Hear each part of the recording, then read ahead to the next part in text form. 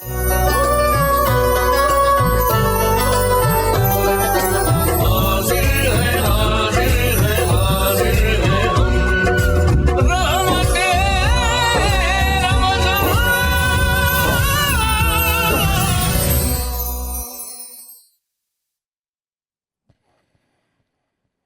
بالله من الشيطان الرجيم.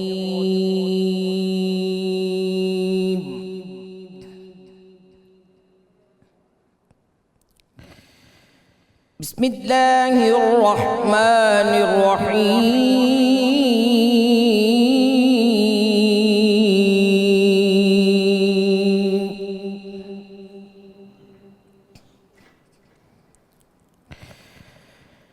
الرحمن علم القرآن خلق الإنسان علمه البيان.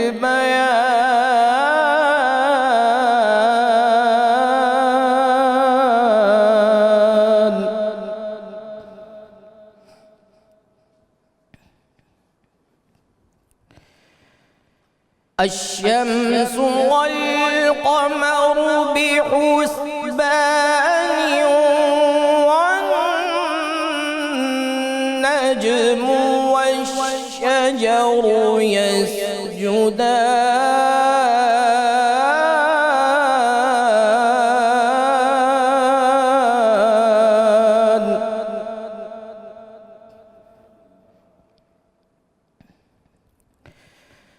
والسماء رفعها ووضع الميزان ألا تطغوا في الميزان.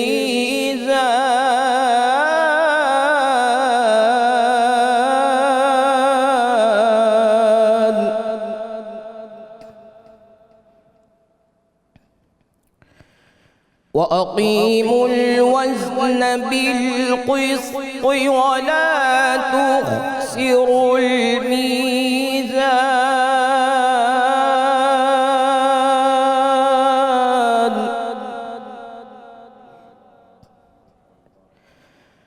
والأرض وضعها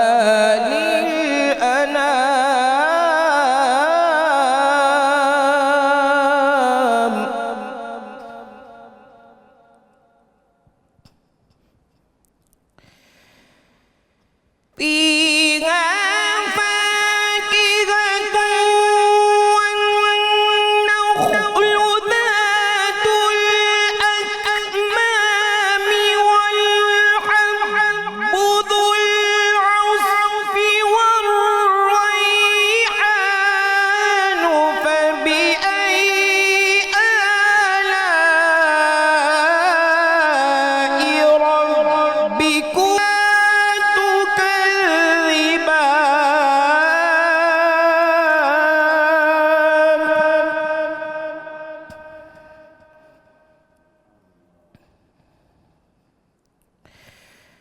خلق الإنسان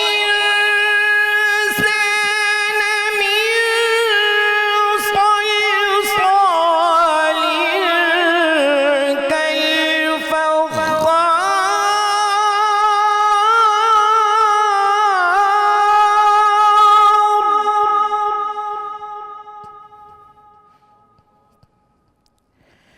وخلق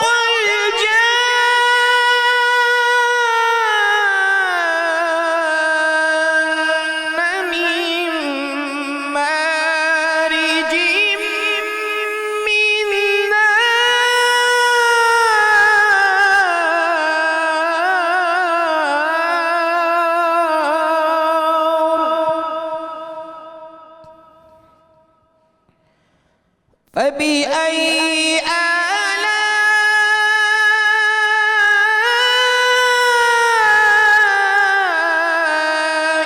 ربكما تكذبان.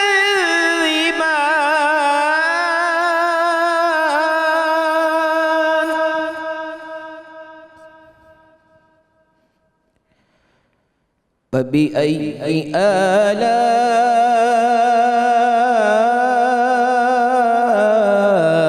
آلاء ربكما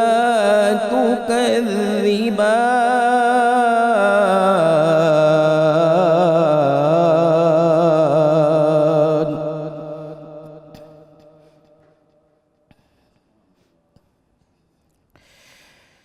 رب المشرقين ورب المغربين فبأي آلاء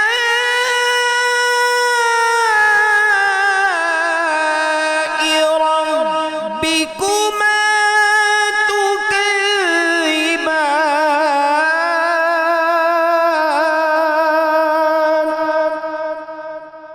فبأي آلاء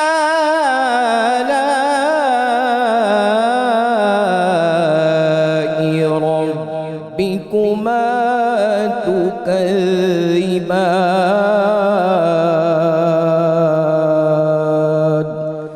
صدق الله العظيم. ماشاء اللہ سبحان اللہ. ملک معروف قاری جناب قاری محمد کامران قادری صاحب تلاوت کلام پاک سے ہم سب کے قلوب کو منور فرما رہے تھے. بہت شکریہ، آپ تشریف لائے. الحمدللہ رب العالمین والصلاة والسلام علی سید الانبیاء والمرسلین. اللہم صلی علی سیدنا و مولانا محمد وعلی آلہ واصحابہ وبارک وسلم وصلی علیہ. دنیا کے تمام دیکھنے والوں کو، تمام چاہنے والوں کو، تمام پیار کرنے والوں کو، اور جہاں جہاں تک اس وقت میری آواز کو سنا اور مجھے دیکھا جا رہا ہے، جنید اقبال کی جانب سے انتہائی محبت اور پیار کے ساتھ السلام علیکم ورحمۃ اللہ وبرکاتہ.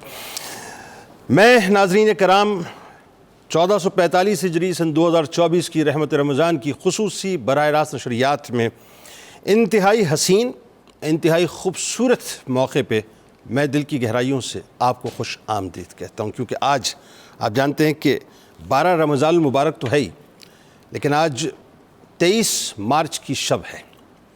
لہٰذا دل کی کیفیت بہت عجیب ہے.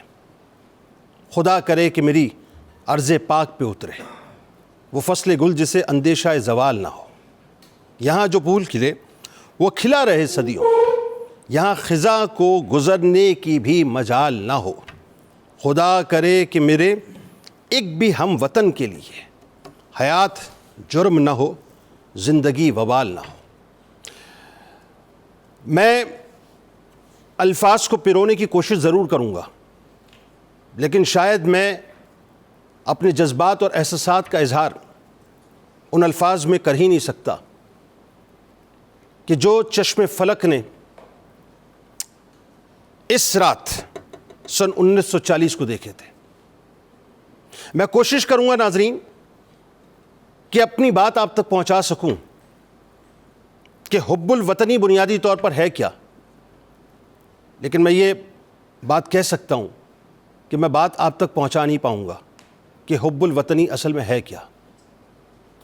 کیونکہ میں جب جذبات اور احساسات کو اس آئینے کے سامنے رکھ کر پرونے کی کوشش کرتا ہوں جس آئینے کے اندر لاکھوں مسلمان جن کا تعلق اس سرزمین سے، جو اب اپنی اپنی قبروں میں آرام کر رہے ہیں، اور میرا حسن ظن ہے اللہ تعالیٰ نے ان کی قبروں کو جنت کے باغوں میں سے ایک باغ کر دیا ہے، کہ جن میں بچے بھی میں محسوس کر رہا ہوں، جن میں جوان بھی محسوس کر رہا ہوں، جن میں بزرگ بھی محسوس کر رہا ہوں، جن میں مائیں بہنیں بیٹیاں بھی محسوس کر رہا ہوں، کہ جو ایک ولولے کے ساتھ مینار پاکستان کے ارد گرد کھڑے تھے، ظاہر اس زمین پہ کھڑے تھے، اور ایک ہی جذبہ تھا، ایک ہی نعرہ تھا. منٹو پارک میں وہ جو لاکھوں کا مجمع، آج کی شب ناظرین، آج کی شب اس لمحہ موجود میں ایک وہ لمحہ موجود تھا کہ جب ان کے ذہن میں، ان کے قلب میں، ان کی روح میں بسی صرف ایک ہی آواز تھی، لے کے رہیں گے پاکستان، بٹ کے رہے گا ہندوستان. پاکستان کا مطلب کیا؟ لا الہ الا اللہ محمد رسول اللہ صلی اللہ علیہ وآلہ وسلم. میں ان کے جذبات کی عکاسی ناظرین نہیں کر سکتا، میں نہیں کر سکتا ان کے احساسات کی عکاسی کہ جن کے قلب، جن کے وجود، جن کی روح صرف اور صرف ایک ہی بات کا تقاضا کرتی تھی کہ ایک ایسا وطن چاہیے جو اللہ اور اس کے رسول صلی اللہ علیہ وآلہ وسلم کی امانت کے طور پر ہمیں ملے۔ میں کر ہی نہیں سکتا صاحب ان کے جذبات کی عکاسی، جو اس تیقن کے ساتھ فلک شغاف نعرے لگاتے تھے کہ یہ جو ظلم کی رات ہے، اس تاریک رات کو اب مکمل طور پہ ختم ہو جانا چاہیے۔ میں ایک واقعے سے ابتدا کرتا ہوں ناظرین، اور اس واقعے کو سن کے آپ کو اندازہ ہو جائے گا کہ دو قومی نظریہ ہے کیا۔ یہ جو آج سو کالڈ متجددین ہیں نا، جنہیں آپ دیسی لبرل کہتے ہیں، جنہیں آپ دیسی سیکولر کہتے ہیں، جو انگلی اٹھاتے ہیں دو قومی نظریے کے حوالے سے، سنیے ذرا دو قومی نظریہ ہے کیا۔ منشی عبد الرحمن اپنی کتاب کردار قائد اعظم میں ایک انتہائی حسین سا واقعہ لکھتے ہیں۔ وہ کہتے ہیں کہ ایک لمبے سفر کی وجہ سے قائد اعظم محمد علی جناح اپنی موٹر لکھتے ہیں، موٹر میں بیٹھے بیٹھے تھک چکے تھے، تو وہ ایک جگہ انہوں نے گاڑی کو رکوایا اور گاڑی سے پھر وہ اترے ذرا سا آرام کرنے کے لیے۔ تو دیکھا دور ایک لڑکا ہے، چھوٹا سا لڑکا، نوجوان سا لڑکا، اور جو اس کے بدن پر کپڑے ہیں وہ پرانے پھٹے پرانے کپڑے ہیں۔ ان پرانے کپڑوں کے اندر، پھٹے پرانے کپڑوں کے اندر ملبوس ایک لڑکا ان کی نگاہوں میں آ کے جم گیا۔ اب وہ مستقل اس کو تکتے رہے اور وہ دیکھتے رہے کہ وہ بچہ انتہائی محبت کے ساتھ، انتہائی جوش کے ساتھ مسلم لیگ زندہ باد، قائد اعظم زندہ باد، لے کے رہیں گے پاکستان، پاکستان کا مطلب کیا، مستقل اس کی زبان پہ ریپیٹڈلی یہی نعرے تھے، بار بار وہ کہتا جاتا تھا مسلم لیگ زندہ باد، قائد اعظم زندہ باد، لے کے رہیں گے پاکستان، پاکستان کا مطلب کیا، یعنی یہ مستقل نعرے اس کی زبان کے اوپر تھے۔ قائد اعظم رحمۃ اللہ علیہ نے اسے اپنے قریب بلانے کی فرمائش کی۔ قائد اعظم کے سیکرٹری سید مطلوب الحسن لکھتے ہیں کہ لڑکا بہت ہی سہما ہوا قائد اعظم محمد علی جناح رحمۃ اللہ علیہ کی خدمت میں آ گیا، اور بتاتے ہیں کہ اس کی عمر جو ہے وہ 9 برس سے اوپر نہیں لگتی تھی۔ کتنی تھی؟ 9 برس سے اوپر نہیں لگتی تھی۔ اب شعور کا عالم دیکھیں کیا ہے، جو شعور میرے قائد نے دیا ہے نا، وہ شعور خدا کرے کہ آج اس قوم میں آ جائے، ان کو سمجھ آ جائے کہ آزادی ہے کیا۔ تو وہ 9 برس کا بچہ تھا، وہ قائد اعظم محمد علی جناح رحمۃ اللہ علیہ کی خدمت میں آیا۔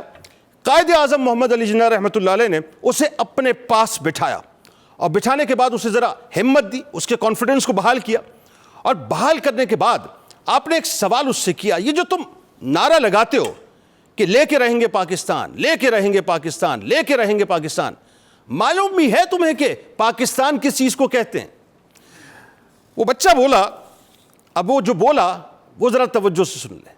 وہ کہتا ہے کہ مجھے اس کے سوا اور کچھ نہیں معلوم، مجھے اس کے سوا اور کچھ نہیں معلوم کہ جہاں ہندو ہو وہ ہندوؤں کی حکومت ہوگی، اور جہاں مسلمان ہو وہاں صرف اور صرف مسلمانوں کی حکومت ہوگی۔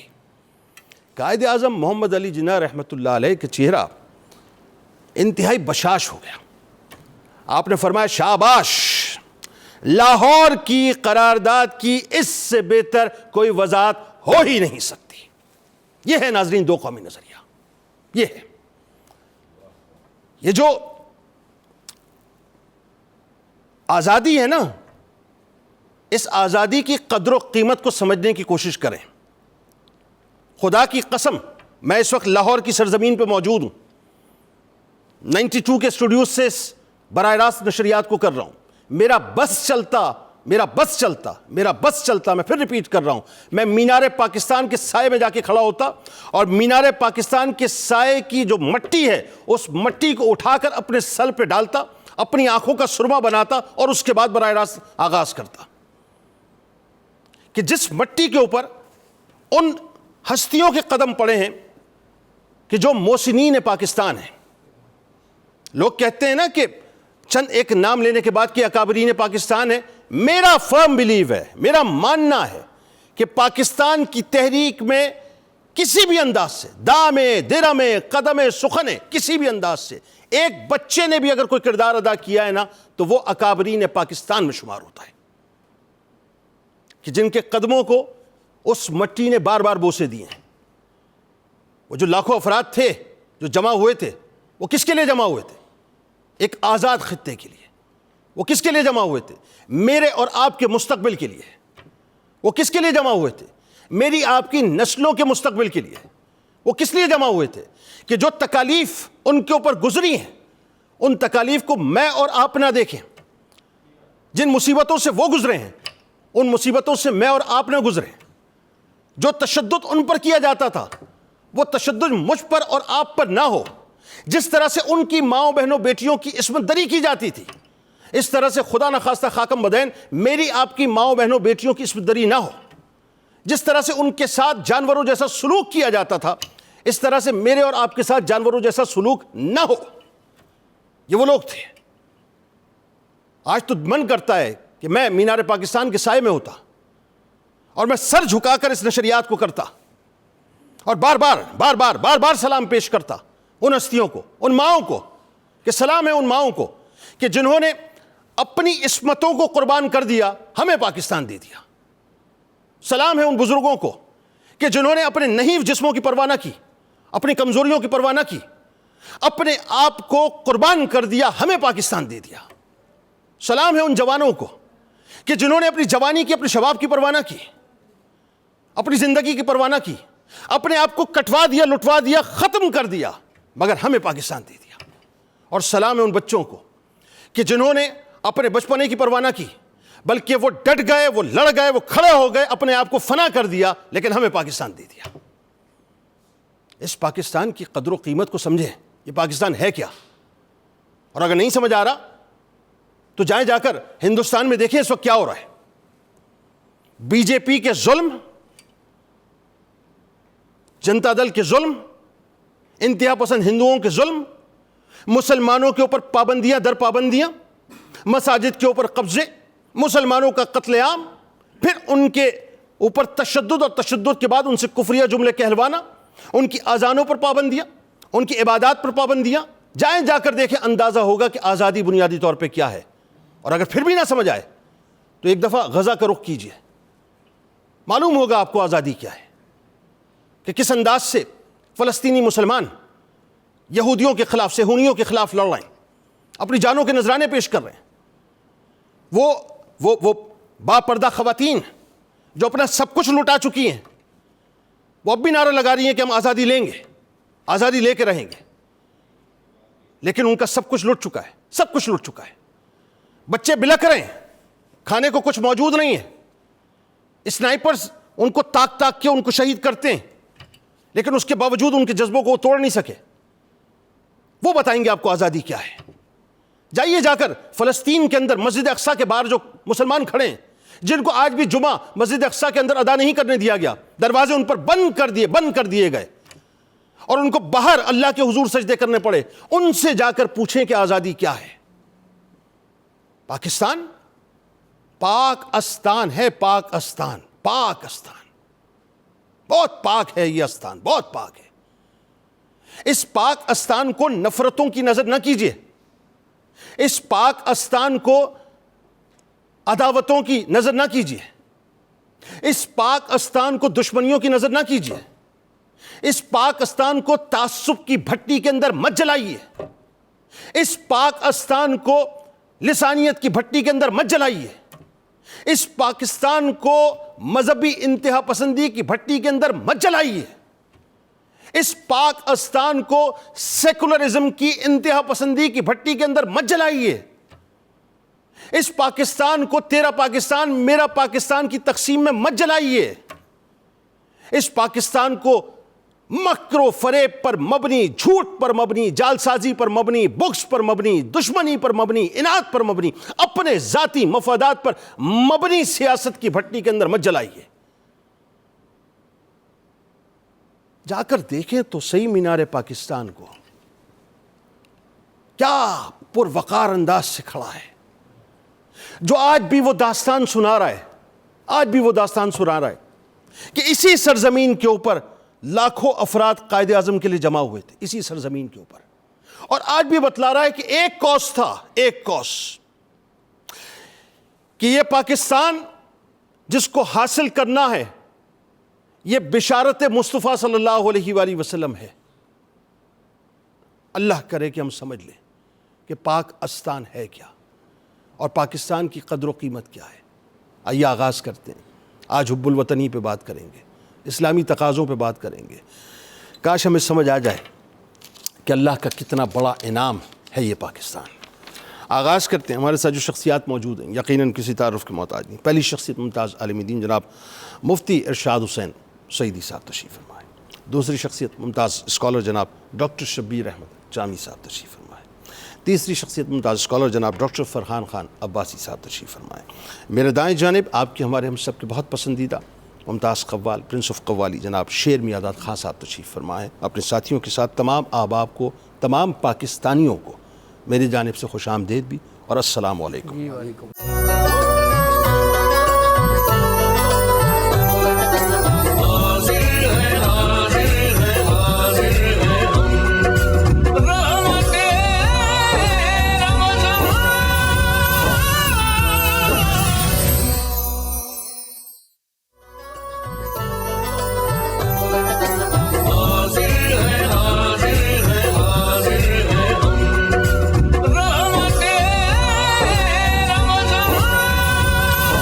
جناب ایک بار پھر میں آپ کو خوش آمدید کہتا ہوں۔ 1445 ہجری ہے، سن 2024 ہے، رحمت رمضان کی خصوصی براہ راست شریعت ہے، شہری کا موقع ہے اور آج 23 مارچ کی شب ہے۔ تو آج حب الوطنی اور اسلامی تعلیمات پہ بات کرتے ہیں، اور اگر آپ جڑے رہیں گے ہمارے ساتھ ساتھ تو انشاءاللہ یقین مانیے، میں دعوت تو اللہ کی ذات پہ، لیکن آپ کو بڑا لطف آئے گا کہ حب الوطنی کا اصل تصور جو ہے وہ کیا ہے۔ پہلے تو ذرا میرا خیال ہے مفتی صاحب، ضروری ہے کہ انبیاء کرام علیہ السلام جو ظاہر ہے مین انسپریشن کی سورس ہے ہماری، انہوں نے جس طرح سے اپنے وطن سے محبت کی، وہاں سے آغاز کیجیے۔ جی بہت شکریہ جنید بھائی۔ علامہ اقبال رحمۃ اللہ تعالیٰ علیہ نے کیا خوب فرمایا تھا، میر عرب کو آئی ٹھنڈی ہوا جہاں سے، میرا وطن وہی ہے، میرا وطن وہی ہے۔ وطن کی محبت یقیناً ایمان کے تقاضوں میں سے ایک تقاضا ہے، اور یہ کیسے ایک تقاضا ہے انشاءاللہ اس پر ہم قرآن مجید کی روشنی میں اور احادیث مبارکہ کی روشنی میں بات کرتے ہیں۔ دیکھیے ابھی ہمارے اس پروگرام کی ابتدا بھی سورہ الرحمن کی تلاوت مبارکہ سے کی گئی، جس میں اللہ رب العزت نے بندے کو بار بار جھنجھوڑا ہے اور جنات کو بھی، ان دو گروہوں کو ایڈریس کیا ہے۔ فَبِأَيِّ آلَاءِ رَبِّكُمَا تُكَذِّبَانِ، تم اپنے رب کی کون کون سی نعمتوں کو جھٹلاؤ گے؟ ذرا غور تو کرو کہ تمہارے اپنے وجود سے لے کر تمہارے وطن تک، اور وطن اور وجود سے لے کر تمہاری جملہ زندگی کے گرد پھیلی ہوئی نعمتوں تک، کس کس نعمت کو جھٹلاؤ گے جو تم پر تمہارے رب تعالیٰ کی عطائیں ہیں؟ سبحان اللہ۔ اور اللہ تبارک و تعالیٰ نے یہ بھی فرمایا فَأَمَّا بِنِعْمَةِ رَبِّكَ فَحَدِّثْ، کہ جب رب تعالیٰ کی کوئی نعمت آپ کو عطا ہو تو اس نعمت کا چرچا کیجیے، چرچا کرو۔ تو اس نعمت کا شکرانہ بھی ہے اور نعمت کا چرچا بھی ہے۔ تو آج جس طرح ہم یہ تذکرہ کر رہے ہیں، اور آپ نے ماشاءاللہ بہت خوبصورت انداز میں جو حب الوطنی اور دو قومی نظریہ کے اوپر بات کی، اور جس طرح آپ نے 23 مارچ 1940 اور اس کے نتیجے میں جنم لینے والے مینار پاکستان کے ساتھ اظہار محبت فرمایا ہے، کاش یہ ہم میں سے ہر ایک کے اور خاص طور پر ہماری نوجوان نسل کے رگ و ریشے میں یہ بات اتر جائے کہ یہ وطن ہمارے لیے کتنا اہم ہے، کتنا ضروری ہے، اور اس کی کیا اہمیت ہے، اور یہ کتنا بڑی نعمت ہے۔ اور آپ نے متوجہ بھی کیا کہ اگر آج کے زمانہ میں بھی کوئی اپنے وطن کی اہمیت اور اس کی نعمت کو کوئی خاص اہمیت دینے کے لیے تیار نہیں، تو ذرا ایک نظر غزہ کو دیکھ لے، اہل غزہ کو دیکھ لے، اور ایک نظر آپ کشمیر اور اہل کشمیر کو دیکھ لیں، اور وہ خطے جہاں پر لوگ آزادی کے ساتھ نہیں جی رہے ان کو دیکھ لیجئے، ان کے حالات دیکھ لیجئے، تو اندازہ لگانا مشکل نہیں ہے کہ آزادی کتنی بڑی نعمت ہے۔ بالکل ایسے۔ اور یہاں میں اس کو یہ جو وطن کی ضرورت ہے، میں نے جملہ عرض کیا کہ یہ دینی اور ایمانی تقاضوں کے ساتھ اس کا کیا تعلق بنتا ہے، اس ضمن میں میں اس آیت مبارکہ کو کوٹ کرنا چاہتا ہوں جس میں اللہ رب العزت نے ارشاد فرمایا هو الذی ارسل رسولہ بالہدی ودین الحق لیظہرہ علی الدین کلہ ولو کرہ المشرکون، وہ بابرکت ذات جس نے اپنے رسول مکرم صلی اللہ علیہ وسلم کو دین حق اور ہدایت کے ساتھ بھیجا تاکہ وہ تمام ادیان باطلہ پر اسے غالب کر دیں۔ اب سوال یہ ہے کہ آقا علیہ السلام کی تشریف آوری کا جو بنیادی مقصد ہے غلبہ دین حق، تو کیا وہ غلبہ دین حق کے لیے کوئی خطہ بھی تو ضروری ہے، زمین بھی تو ضروری ہے، وطن بھی تو ضروری ہے، جگہ بھی تو ضروری ہے؟ تو لہٰذا جہاں سے اس کی ابتدا ہوئی، یہی وجہ ہے کہ ہم لفظ ریاست مدینہ کا استعمال کرتے ہیں کہ آقا علیہ السلام نے وہیں سے اس غلبہ دین حق کی بنیاد رکھی۔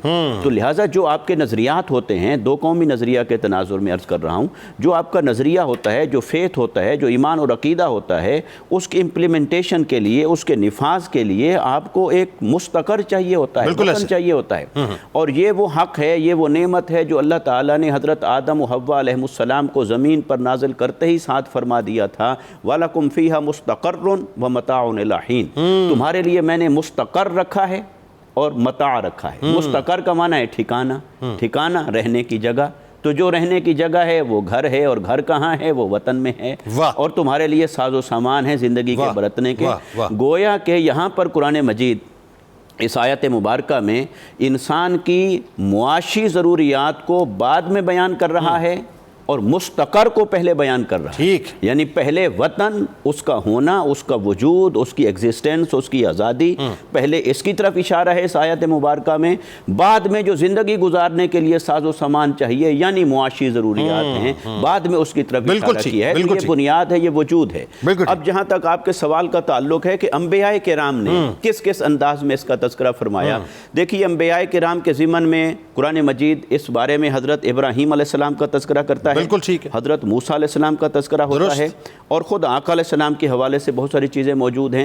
ابراہیم علیہ السلام نے اپنے بیٹے حضرت اسماعیل علیہ السلام اور اپنی زوجہ حضرت ہاجرہ کو یہاں مکہ میں آ کر جب آباد فرمایا تو وہاں پر بلد الامین کا لفظ آیا کہ یہ وطن ہے، یہ گھر ہے، یہ ٹھکانہ ہے، یہ مستقر ہے جہاں میں تمہیں یہاں ٹھہرا کے جا رہا ہوں۔ ایسے ہی حضرت موسیٰ علیہ السلام نے اپنی قوم کو جب یہ ارض مقدس کی طرف جہاد کے لیے ترغیب دی، بلکہ قرآنی حکم تھا، تو فرمایا کہ آؤ اللہ کا حکم ہے، اس ارض مقدس کی طرف جائیے، وہاں ظالمانہ نظام ہے، اس کو جڑ سے اکھاڑ پھینکنا ہے، اور وہاں اللہ کے نظام کو نافذ کرنا ہے، عدل کو نافذ کرنا ہے، اور اس کے نتیجے میں تمہیں وہ پھل، وہ سبزیاں، وہ ککڑیاں، وہ اناج جو تم کھانا چاہتے ہو وہ تمہیں میسر آئے گا، مگر تمہاری ان خواہشات کی تکمیل ہوگی جب وطن ہوگا، تمہاری ان نعمتوں کی تکمیل ہوگی جب تمہارے لیے وطن ہوگا۔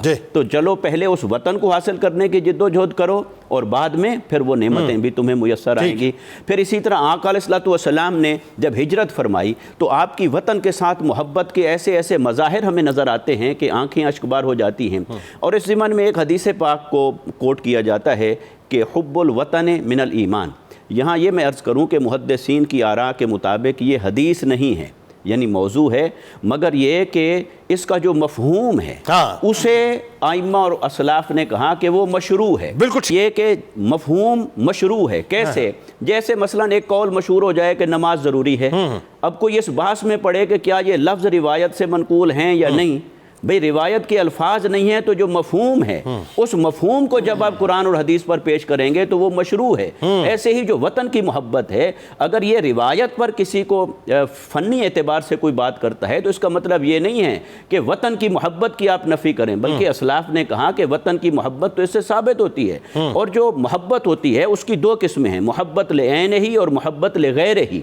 ایک ہے محبت آپ کسی شے سے کریں دینی اعتبار سے اور وہ فی نفس ہی اسی شے کے وجود کی وجہ سے محبت ہو، ایک ہے کسی سبب سے محبت ہو۔ اب جیسے مکہ سے محبت ہے تو بیت اللہ کے سبب سے ہے، مدینہ سے محبت ہے تو آقا علیہ السلام کے قیام سے ہے، ایسے ہمیں اس وطن عزیز سے محبت ہے کیونکہ یہ دین کے نام پر حاصل کیا، اور اس کے لیے ہمارے آباء و اجداد کی قربانیاں ہیں، وہ جذبات ہیں، وہ قربانیاں ہیں، اس کی وجہ سے ہمیں اس کے ساتھ محبت ہے، اور اس کے بغیر، اس کی حفاظت کے بغیر دین اور ایمان کی حفاظت کو کما حق کو یقینی بنانا مشکل ہے۔ اسی لیے وطن ایمان، لہٰذا اس لیے وطن ایمان کی محبت میں سے ہے، وطن کی محبت کو ایمان کہا جاتا ہے۔ اور باقی رہا کہ اگر کوئی حالات ناخوشگوار بھی آ جاتے ہیں تو کیا اگر جسم میں زخم ہو جائے تو کیا عضو کاٹ دیں گے؟ اس زخم کا علاج کریں گے، اس کو ٹھیک کریں گے۔ مگر بنیادی طور پر جو اصل ہے وطن کی محبت، وطن کا وجود، اس کا نعمت ہونا، اس کی افادیت اور اہمیت کو جب تک ہم اپنے دلوں میں اور اپنی آنے والی نسلوں کے دلوں میں پیوست نہیں کریں گے تو آنے والے حالات ورنہ ابتر سے ابتر ہوتے چلے جائیں گے۔ مٹی تو آج بھی اپنی خوشبو سے اس بات کا احساس دلا رہی ہے جی کہ میں تمہارے لیے تمہاری ماں کی طرح ہوں۔ جی پرابلم تو ہمارے اندر ہے، بالکل، ہمیں اپنی پرابلم کو ٹھیک کرنا ہے۔ ایک اور پہلو، اور پھر اس کے بعد ذرا بات کو کھولیں گے کہ اگر سرکار مدینہ صلی اللہ علیہ وآلہ وسلم کی بات نہ کی جائے اور سرکار مدینہ صلی اللہ علیہ وآلہ وسلم کی اپنے آبائی شہر مکہ پاک سے محبت کی بات نہ کی جائے تو جو وطن سے محبت کا تصور ہے وہ مکمل نہیں ہوتا۔ ذرا آپ بتائیے اس بارے میں۔ بسم اللہ الرحمن الرحیم۔ قیام پاکستان کے منصوبے کے تناظر میں بہت خوبصورت بحث چل رہی ہے۔ تو اللہ تعالیٰ نے انسان کو ایک خاص پیٹرن پر پیدا فرمایا ہے۔ ایک پیٹرن تو یہ ہے کہ انسان کو دنیا میں پیدا کرتے ہوئے چند مقاصد دے کر بھیجا ہے، تو اس مقاصد کے تناظر میں بھی وطن کی ضرورت ہے۔ واہ۔ دوسرا، چونکہ انسان اس دارالآزمائش میں بااختیار بنا کر بھیجا گیا ہے، اگر وہ مقاصد الہی پر نہ بھی چلنا چاہے تو حفاظت جان کی ضرورت کے پیش نظر بھی وطن کی محبت آتی ہے۔ کیا کہنے؟ تو لہٰذا حفاظت جان کے اعتبار سے ہو یا مقاصد عالیہ کے اعتبار سے ہو، بہرحال وطن کی محبت بہت ضروری ہے۔ واہ۔ حضور نبی اکرم صلی اللہ علیہ وسلم کے فرمودات میں دونوں طرح کی مثالیں موجود ہیں، تو لہٰذا جو ذرا کھلے دماغ کے بھی ہیں ان کو بھی یہ محسوس ہونا چاہیے کہ حفاظت جان کے لیے بھی وطن ضروری ہے۔ واہ۔ ویسے تو پاکستان اعلیٰ مقاصد کے لیے بنا ہے، تو اس تناظر میں محبت مزید بڑھ جاتی ہے۔ واہ۔ حضور نبی اکرم صلی اللہ علیہ وسلم پر جب حالات اس رخ پر بن گئے کہ آپ کو ہجرت کی طرف جانا پڑا تو آپ نے مکہ کی حدود کو بڑی پیار بھری نگاہوں سے دیکھا۔ آئے ہائے۔ تو جنہیں سے اس تصور کو آپ اور میں خیال میں لا سکتے ہیں کہ مکہ جیسا پاکیزہ شہر، اللہ اکبر، جس کو حضرت ابراہیم علیہ السلام نے کتنے لاڈ سے بسایا تھا، اور پھر اس میں بیت اللہ شریف کا وجود ہونا، اللہ اکبر، جس پر انوار الہیہ کی تجلیات سب سے زیادہ پڑ رہی ہے، بے شک، اس جگہ سے جب آپ کو ہجرت کے لیے جانا پڑا اور آپ خاتم النبیین بن کر اللہ تعالیٰ کا نظام ہدایت نافذ کرنے کے لیے آئے تھے، اس ہدایت کے لیے اب وہ جگہ موزوں نظر نہیں آ رہی، وہاں پریشانیاں نظر آ رہی ہیں، تو آپ نے بڑی پیار بھری نگاہ سے دیکھ کر مکہ کی مدینہ کو مخاطب کر کے کہا کہ اے مکہ کی سرزمین تو بہت پاکیزہ ہے، اللہ اکبر، یعنی اس کی پاکیزگی کا تذکرہ کر کے کہا میں تیرے ساتھ بہت محبت کرتا ہوں، چونکہ مناسب تو زیادہ تھی میرے مقاصد عالیہ کے لیے، لیکن یہاں کے لوگوں نے اور یہاں کے ناعاقبت اندیشوں نے اور مشرکین اور ظالموں نے اب ایسا ماحول بنا دیا ہے کہ مجھے یہاں سے جانا پڑ رہا ہے، میری قوم اگر مجھے نہ نکالتی۔ جی تو پھر آپ نے دیکھا کہ حضور نبی اکرم صلی اللہ علیہ وسلم نے باقاعدہ مکہ کی محبت کو فیل کیا اور اعلیٰ مقاصد کے ساتھ جو اس کی مناسبت تھی اس کو محسوس کیا، لیکن آپ کی نگاہ روحانیت اور نبوت دیکھ رہی تھی کہ وہ مجمع عام جس میں اسلام کا عملی نفاذ کا میں نے باقاعدہ اعلان کرنا ہے، وہ بھی سب سے بڑا مجمع یہاں لگے گا۔ جب آپ فتح مکہ کر رہے تھے تب بھی یہی سرزمین تھی، جب آپ خطبہ حجت الوداع دے رہے تھے اور انسانیت کے لیے منشور کا ایک بہت بڑا نمونہ پیش کر رہے تھے، تب بھی آپ مکہ کی زمین میں خطیب بن کر کھڑے تھے۔ اللہ اکبر۔ تو یہ وہ منظر تھا جو آپ کے مقاصد کے پیش نظر آیا۔ تو پھر آپ نے دیکھا ایک دفعہ ورقہ بن نوفل کے سامنے جب حضرت خدیجہ رضی اللہ تعالی عنہ نے صورتحال بیان کی اور انہوں نے جو 3 باتیں کیں کہ آپ کے پیغام اور مشرب کو دیکھ کر آپ کو جھٹلایا بھی جائے گا، اذیت بھی دی جائے گی اور آپ کو مکہ سے نکلنے پر مجبور بھی کیا جائے گا، تو حضور نبی اکرم صلی اللہ علیہ وسلم کے سینے مبارک پر ان تینوں چیزوں میں سے اس کا بہت زیادہ رنج ہوا۔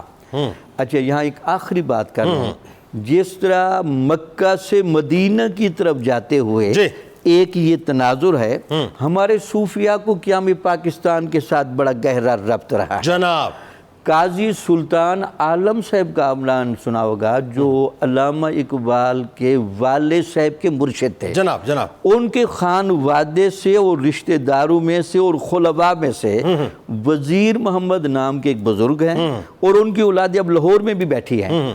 وہ بیان کرتے تھے کہ ہمارے ہاں یہ ایک وہ جملہ بولتے تھے، ادھر سے سلطنت عثمانیہ سمٹ رہی ہے، جی وہاں اور رنگ نظر آ رہا ہے، اور اسلام کا نیا پودا پاکستان کی شکل میں بالکل اسی طرح ابھر رہا ہے، اللہ اکبر، جیسے مکہ سے ہجرت ہو رہی تھی اور مدینہ میں نیا پودا پیدا ہو رہا ہے۔ یہی نظم ہے، بالکل ٹھیک۔ یہی بالکل وہی مناسبت ہے۔ اسی مناسبت کے ذیل میں آپ قیام پاکستان کے طور جنید صاحب دیکھیں، میں تصوف کے ایک ادنا سا طالب علم ہوں، آپ کو تمام صوفیاء قیام پاکستان کی ساری تاریخ میں جو مزاجن خلوت پسند ہوتے ہیں، مزاجن تربیت و اصلاح کرنے والے ہوتے ہیں، ان کا غلبہ ہوتا ہے۔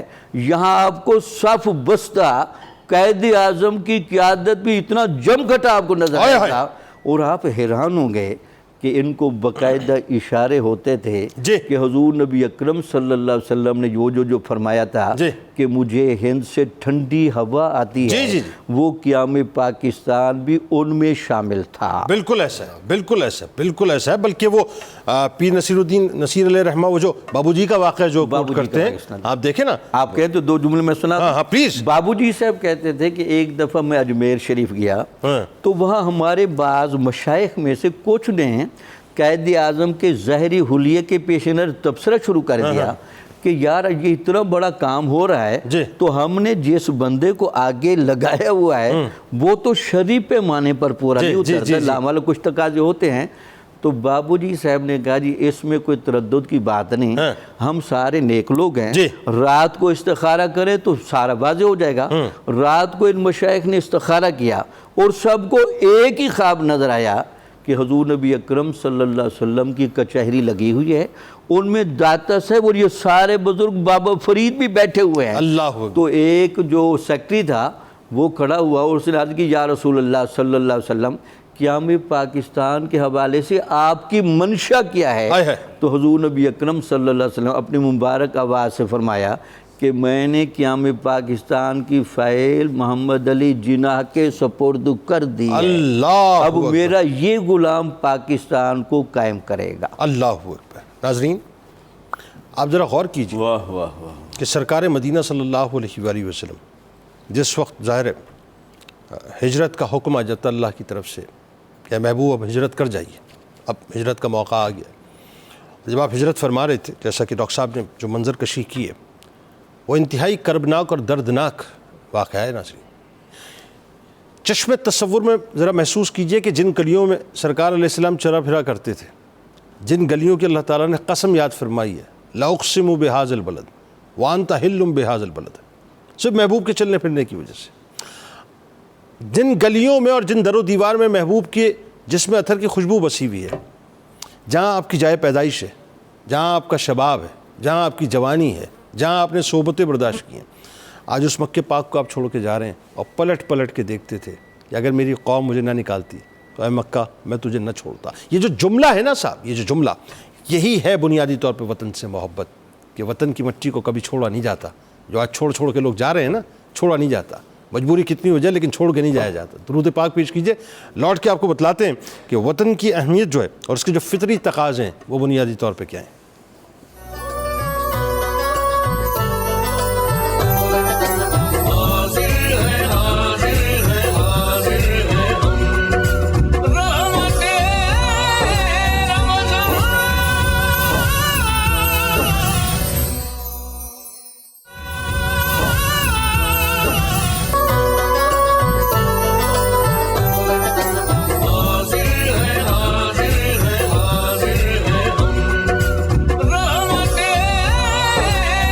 جناب والا ایک بار پھر آپ کو خوش آمدید، اور آئیے سلسلے کو وہیں سے جوڑ لیتے ہیں فوراً سے پیشتر، اور ڈاکٹر صاحب چونکہ موجود ہیں، ان کی موجودگی سے فائدہ اٹھاتے ہوئے ڈاکٹر صاحب یہ جو وطن کی اہمیت ہے اور ظاہر اس کی اپنی محبت کے ایک فطری تقاضے ہیں، ذرا اس کو ایکسپلین کرے کیا ہے، کیونکہ مجھے لگتا ہے کہ ایک مسنگ فیکٹر ہے کہ اس محبت کو ہم صحیح طور سے سمجھ ہی نہیں پائے. بتائیے ذرا.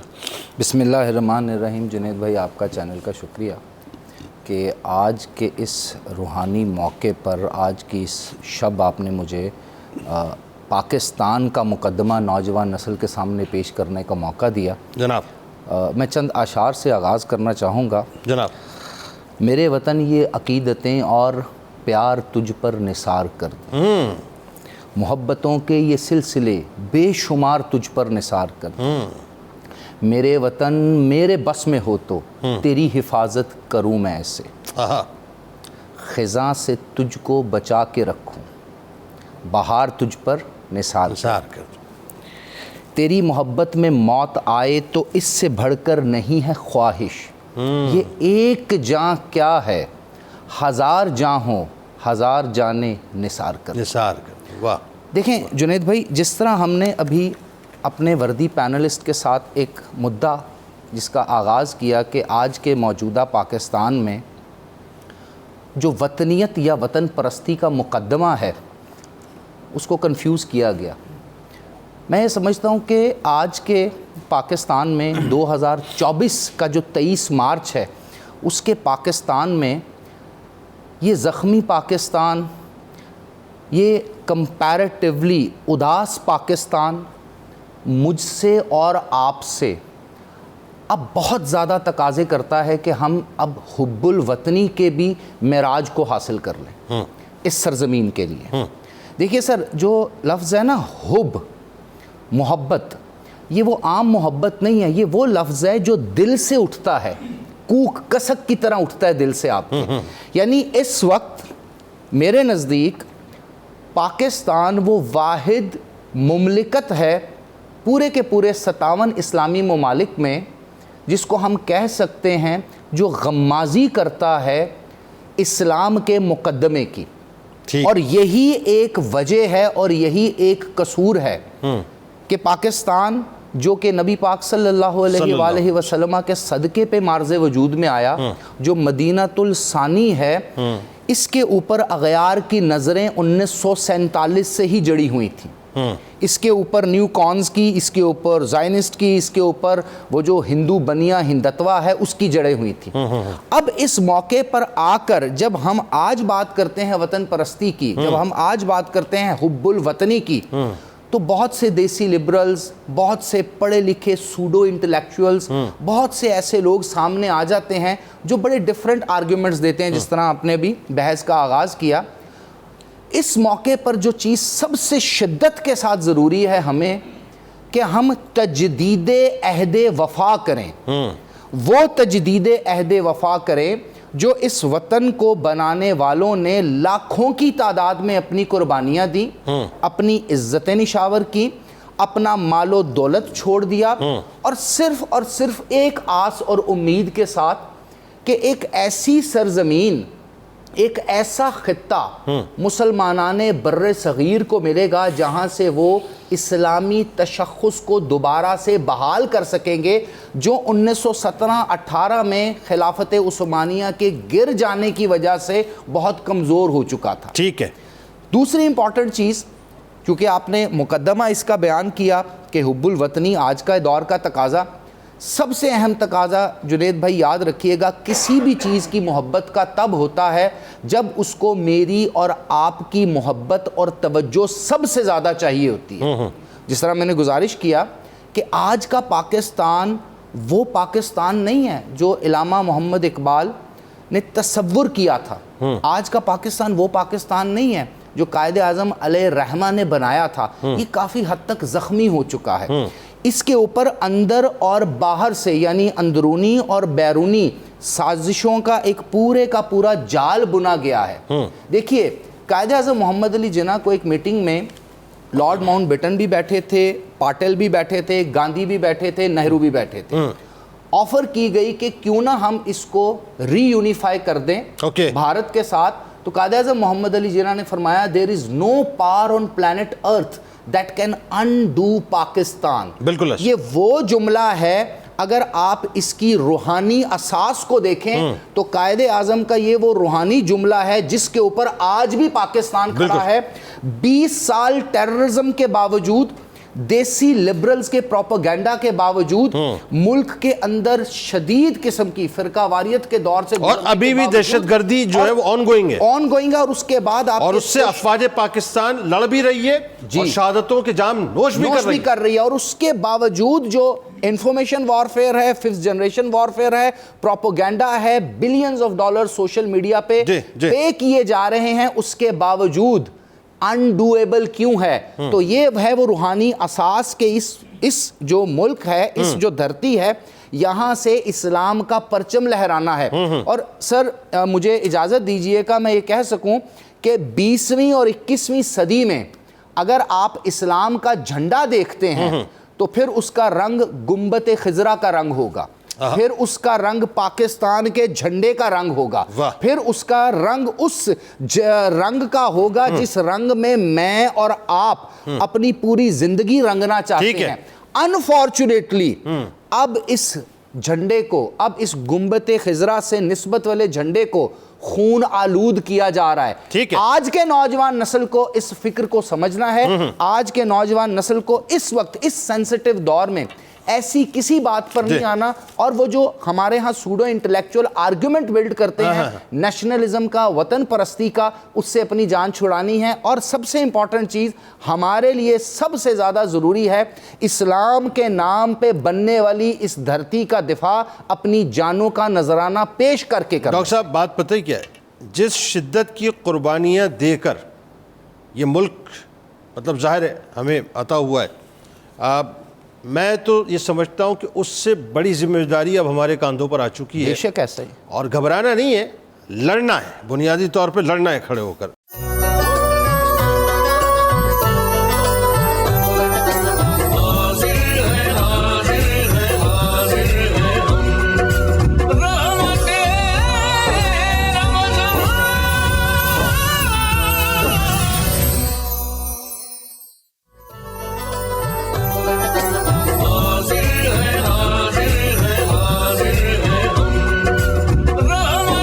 جناب ایک بار پھر میں آپ کو خوش آمدید کہتا ہوں. ناظرین کرام, حب الوطنی ظاہر ہے اس کے تقاضے کیا ہیں, لیکن اسلامی تعلیمات کی روشنی میں اس کے تقاضے کیا ہیں, اس پہ ہم خاص طور پہ بات کر رہے ہیں. اچھا, اب جو موقع ہے وہ بڑا اہم ہے صاحب, اور اس موقع پہ میں چاہتا ہوں کہ جو مکہ پاک کا ہم نے محبت کا ذکر کیا, اب مدینہ پاک سے جو محبت تھی سرکار علیہ السلام کی, اس کی بھی چیدہ جو نکات ہیں وہ ضرور بیان کیجیے.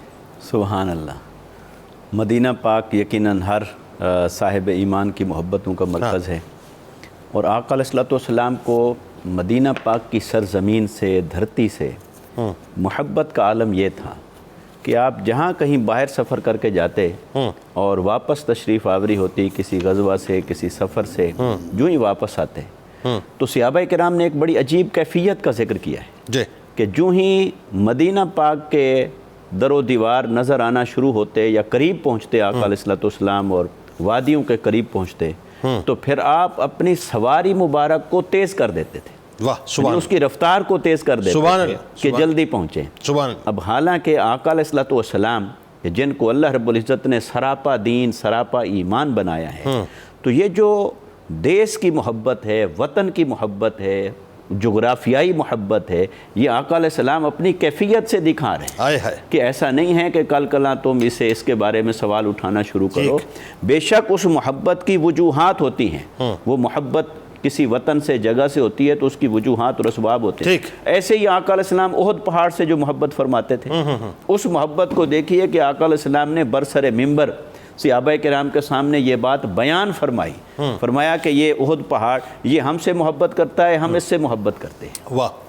تو آقا علیہ السلام کی محبتیں وطن کے ساتھ, مدینہ کے ساتھ, اور وہ جتنی آپ نے دعائیں فرمائیں, اللہ تعالیٰ ابراہیم علیہ السلام نے تیرے مکہ کو حرم بنایا تھا, میں اسے مدینہ کو حرم بناتا ہوں. اس کے سامنے، اس کے مد میں، یعنی اپنے وطن کے ساتھ جو ایفیلیشن ہے، جو اٹیچمنٹ ہے، اب وہ ظاہر ہو رہی ہے، کیفیات بن رہی ہیں اور اس کے نتیجے میں دعائیں ہو رہی ہیں. اچھا ایک اور منظرنامہ بڑا کمال ہے جی، کہ جب سرکار علیہ السلام کسی سفر سے لوٹتے مدینہ پاک تو اپنی سواری کو ایڑ لگاتے تھے باقاعدہ کہ تیزی کے ساتھ مدینہ پاک کی طرف جو بڑھتے تھے. جی، اس کا میں نے ابھی تذکرہ کیا. جی وہی. تو یہ بھی آقا علیہ الصلوۃ والسلام کی طرف سے یعنی محبت کا اظہار تھا. اسی طرح آقا علیہ الصلوۃ والسلام یہ بھی اظہار محبت کا ہے کہ فرماتے کہ باری تعالیٰ مدینہ کے سا میں برکت فرما، مدینہ کے مد میں برکت فرما، اس کے پیمانے میں برکت فرما، اس کی فصلوں میں برکت فرما، اس کے اناج اور رزق میں برکتیں فرما. اور آقا علیہ الصلوۃ والسلام نے جتنی اسے حرم بنایا اور اس کے لیے اللہ تعالیٰ کی بارگاہ سے کس قدر نعمتوں کو مانگا. اچھا اسی طرح اللہ کی محبت مدینہ سے سب سے زیادہ ہے، کیونکہ آقا علیہ السلام نے جو دعا کی تھی ہجرت کے لمحے کہ باری تعالیٰ میں تو اس وطن اور اس دیس میں رہتا ہوں جو مجھے سب سے زیادہ محبوب ہے. اب اگر مجھے یہاں سے نکالنا ہے تو کسی ایسی دھرتی اور ایسے وطن میں لے جا جو تجھے سب سے زیادہ محبوب ہے. تو اس سے پتہ چلا کہ آقا علیہ السلام کی محبت بھی مدینہ کے ساتھ اور اللہ کی محبت مدینہ کے ساتھ، اور اللہ کی محبت مدینہ کے ساتھ، اس میں مکہ کے ساتھ وہ یوں دیکھیے جو آیت مبارکہ ہے لا اقسم بہذا البلد وانت حل بہذا البلد. اے حبیب صلی اللہ علیہ وسلم میں شہر مکہ کی قسم کھاتا ہوں.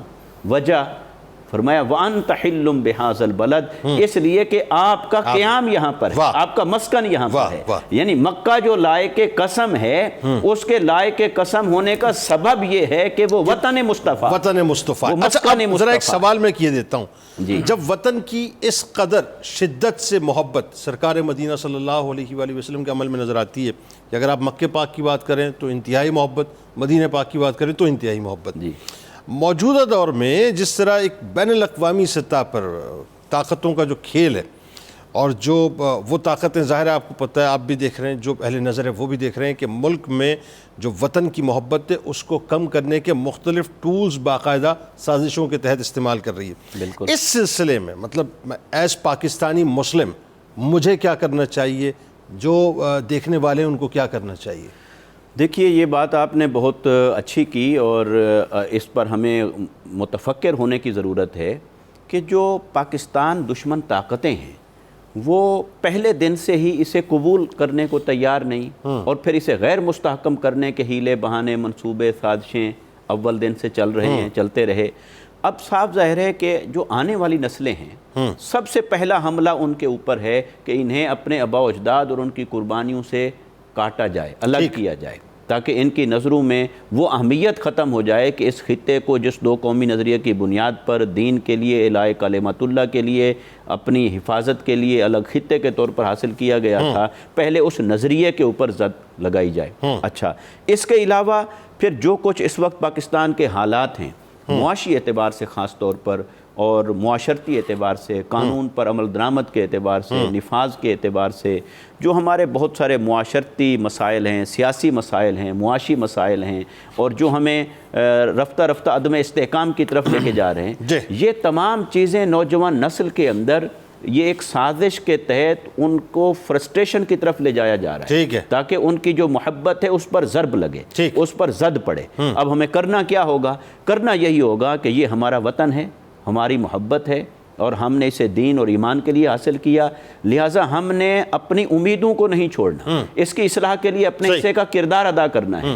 میں جو کر سکتا ہوں وہ میں کروں، آپ جو کر سکتے ہیں وہ آپ کریں، اور اس خطے کی اصلاح کے لیے اس میں معاشرے کی اصلاح بھی ہے، تہذیب و کلچر کی اصلاح بھی ہے. تہذیب اور کلچر میں وہ عصمت اور پاکیزگی کو لے کر آنا ہے. اس کی سیاست کے اندر بھی، نظام مملکت کے اندر بھی ہم نے ٹرانسپیرنسی کو، عدل اور انصاف کو لے کر آنا ہے، اور اسی طرح اس کے معاشرتی نظام کے اندر ہم نے ان ویلیوز اور اقدار کو لے کر آنا ہے جو اقدار ہمیں آقا علیہ الصلوۃ والسلام کی سیرت مطہرہ سے نصیب ہوتی ہیں. مطلب پروسیس مشکل ہے لیکن ناممکن نہیں ہے. ہاں ناممکن یقیناً نہیں ہے، مگر اس وقت جو چیز سب سے زیادہ الارمنگ ہے وہ ہے ہوپ. ہوپ کو مضبوط کرنے کی ضرورت ہے، کیونکہ یہ اگر ہوپ کی جگہ پر مایوسی آ گئی تو وہ تو رہی صحیح جو نعمت ہے ہمارے پاس، پھر اللہ نہ کرے پھر وہ خطرے میں پڑتی ہے. اور اس نعمت کو حاصل کرنے کے لیے جنید بھائی ہمارے آباء و اجداد نے کتنی قربانیاں دی. اصل بات تو جس وطن کو ہم نے حاصل کرنے کے لیے ہزاروں قربانیاں دی، ہمارے آباء و اجداد نے، اور جس وطن کی تاحال حفاظت اور بقا کے لیے آج تک ہمارے جوان قربانیاں دے رہے ہیں، تو چند غلط افراد کی وجہ سے اگر آپ مذہب کو نہیں چھوڑتے، چند غلط افراد کی وجہ سے آپ دین کو نہیں چھوڑتے، تو چند غلط افراد کی وجہ سے ریاست سے کیسے بیزار ہو سکتے ہیں؟ چند غلط افراد کی وجہ سے آپ اس ملک سے اپنی دلچسپی کو کیسے گھٹا سکتے ہیں؟ تو اس خلا کو پر کرنے کے لیے ہم میں سے ہر ایک کو، ہر طبقے کو آگے بڑھنا ہوگا، اچھا ایک اور وطن اس کی میں بتاؤں محبت آپ کے کو، نتیجے میں اس کے استحکام اور سلامتی کے لیے کردار ادا کرنا۔ ایک اور بڑا معاملہ یہ اس میں کھڑا ہو گیا ہے، جو آپ دیکھیں نا سرحد کی اگر اس پار آپ دیکھیں، کئی ایسے ویلاگرز ہیں جو بڑے مطلب ظاہر ہے ان کے نمبرز بہت ہیں، ان کی فالوئنگ بہت ہے، وہ ایک منصوبے کے تحت متنفر کر رہے ہیں، اور ان کی کلپس پاکستان کے اندر بڑے وائرل بھی ہوتے ہیں، دیکھے جاتے ہیں۔ اسی طرح کچھ باہر بیٹھے ہوئے لوگ مطلب جو ہے نا یہاں سے گئے ہوئے لوگ کچھ باہر بیٹھے ان کا مقصود ہوتا ہے نفرت پھیلانا، یعنی آپ کو ایگزاسٹ کر دینا پاکستان سے، آپ کو جو ہے پاکستان کی محبت سے بیزار کر دینا، جی پاکستان میں کچھ نہیں بچا۔ اب اگین وہی بات ہے، یہ اعصاب کی جنگ شروع ہو چکی ہے اس وقت۔ اس اعصاب کی جنگ کو ڈیل کرنے کے لیے کیا کرنا چاہیے؟ دیکھیں، اس اعصاب کی جنگ کو ڈیل کرنے کے لیے ایک رول پلے ہونا چاہیے ریاست کی طرف سے، ٹھیک ہے، ارباب اقتدار، ارباب اختیار، تمام شعبہ جات میں سب کی بات کر رہا ہوں، چاہے ان کا تعلق حکومت سے ہو، معاشرت سے ہو، انتظام و انصرام سے ہو، اداروں سے ہو، اور ایک کردار ہے عوام الناس کی طرف سے، نوجوان نسل کی طرف سے، ٹھیک ہے؟ دونوں کو مل کر اپنی باہمی اتحاد اور یگانگت کو بھی، ہم آہنگی کو بھی امپروو کرنے کی ضرورت ہے، اور پھر یہ جو بیزاری پیدا کرنے والا جو ایکسٹرنل فیکٹر ہے یا انٹرنل فیکٹر ہے، اس کا راستہ روکنا اور اپنی امید اور ہوپ کو دوبارہ سے زندہ کرنا، یہ ازحد ضروری ہے ہمارے وجود کے لیے، ہماری بقا کے لیے۔ بالکل ٹھیک ہے۔ اچھا اب آئیے سر، جو بڑی ایک اہم ترین بات ہے، اور میں چاہتا ہوں دو فیزز میں کوشچن کو آپ کے سامنے فلوٹ کروں۔ سرکار مدینہ صلی اللہ علیہ وآلہ وسلم کے ظاہری پردے کے بعد جس کیفیت سے مملکت گزر رہی تھی اس وقت، ظاہر مدینہ کی مملکت کی بات کریں، مدینہ کی ریاست کی بات کریں، ایکسپینشنز بھی ہو رہی تھی، تو ظاہر ہے وہ صرف مدینہ تک نہیں تھی، بلکہ وہ وطن جو ہے وہ ایکسپینڈ کر چکا، تو وہ سارا ہی وطن تھا، اس کے حصے مختلف تھے۔ تو صحابہ نے جس انداز سے اسلامی ریاست کا دفاع کیا ہے ہر اعتبار سے، چاہے وہ نظریاتی محاذ پہ آپ دیکھیں، چاہے وہ عسکری محاذ پہ دیکھیں، ہر محاذ کے اوپر دفاع کیا۔ پہلے ذرا اس پہ بات کیجئے، مطلب دور آتا ہے قوموں میں، دور آیا تھا، لیکن اس کو ڈیل کرنے کے انداز ہوتے ہیں، تو کیسے دفاع کیا تھا ذرا یہ بتائیے۔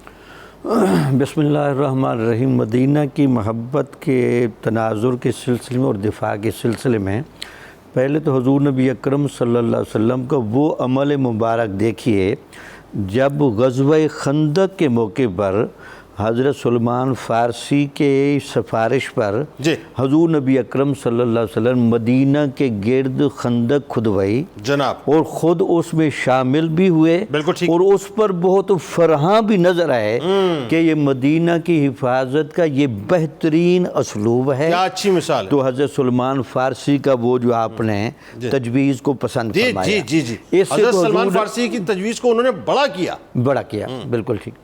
پھر اس کے بعد دیکھیں کہ جب ریاست پھیل رہی تھی تو حضرت عمر رضی اللہ تعالیٰ عنہ نے بھی پسند کیا کہ مجھے بھی سپہ سالار کی حیثیت سے اور سربراہ مملکت کی حیثیت سے مدینہ سے نکل کے جانا چاہیے، ٹھیک ہے۔ تو آپ کو صحابہ نے منع کیا، اور ان منع کرنے والوں میں سب سے زوردار آواز حضرت علی رضی اللہ تعالیٰ عنہ کی تھی، بھئی آپ مدینہ کی حدود میں رہیں، غالباً جنگ نہروان کی بات کر رہے ہیں، جی بالکل ٹھیک، اور مدینہ کی حدود میں آپ کا رہنا اس لیے ضروری ہے چونکہ آپ مرکزی آدمی ہیں اور مدینہ کی عزت آپ سے وابستہ ہے، تو یہ بھی حفاظت کا ایک رنگ تھا۔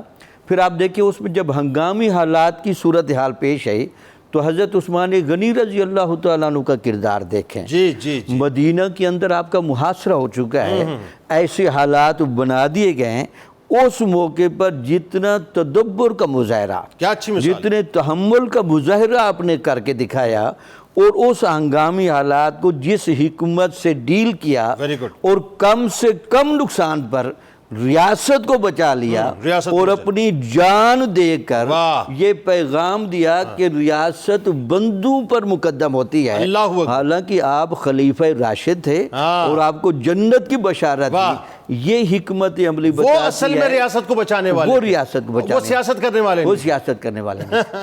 اس میں پھر آپ آگے بڑھیں، اور بھی بڑے ہنگامی حالات ہیں. حضرت امام حسن کا کردار دیکھیں. سبحان اللہ. حضرت امام حسن نے کس سیچویشن میں کھڑے ہو کر اللہ اکبر. مسلمانوں کے اندر وہ پیدا ہو جانے والی کشیدگی اور مدینے کی حرمت اور ریاست اسلامی کو جس انداز سے آپ نے ایڈریس کیا، اس کی کیا اس سے بڑی مثال بھی ہو سکتی ہے. کمال مثالیں دے رہے ہیں ڈاکٹر صاحب. کہ حضور نبی اکرم صلی اللہ علیہ وسلم جمعہ کا خطبہ دے رہے تھے اور جمعہ کے خطبے کے دوران امام حسن آپ کے سامنے چھوٹی عمر میں بیٹھے تھے اور آپ بار بار ایک نگاہ صحابہ کو دیکھتے تھے اور ایک اپنے شہزادے کو دیکھ کر کہتے تھے یہ وہ میرا بیٹا ہے جو دو مسلمان گروہوں میں صلح کرائے گا. سبحان اللہ. آج پاکستان کو حضرت عمر کی سیاست کی ضرورت ہے. Very good. حضرت عثمان غنی کی سیاست کی ضرورت ہے. Very good. حضرت امام حسن کی سیاست کی ضرورت ہے. اس تدبر و تفکر کے ساتھ جہاں حالات ضرور بگڑ گئے، خراب ہو گئے، توازن منتشر ہوا، تو اس میں اندرونی اور بیرونی طور پر نہ سمجھی کے مظاہر بھی ضرور ہے، لیکن مایوسی کی ضرورت نہیں. ماں ہوتی ہے. ماں کو گھر سے نہیں نکالا جاتا. ماں کے قدموں میں بیٹھ کر اصلاح کی جاتی ہے. اب دیکھیے، اب صدیق اکبر رضی اللہ تعالیٰ عنہ سے لے کے آپ نے جو امام حسن پاک علیہ السلام تک جو بات کی ہے، مانین زکوٰۃ کے خلاف جہاد کرنا یا مسلمہ کذاب کے خلاف جہاد کرنا، یعنی نظریاتی جو مطلب ایک سمجھ لیجئے کہ سرحدیں تھیں اس کی بھی حفاظت کرنا، ٹھیک ہے جی، اور جو جغرافیائی سرحدیں تھیں اس کی بھی حفاظت کی اور ٹربلنس سے بھی بچایا. یہ بات تو طے ہو گئی کہ صحابہ نے کام کیا.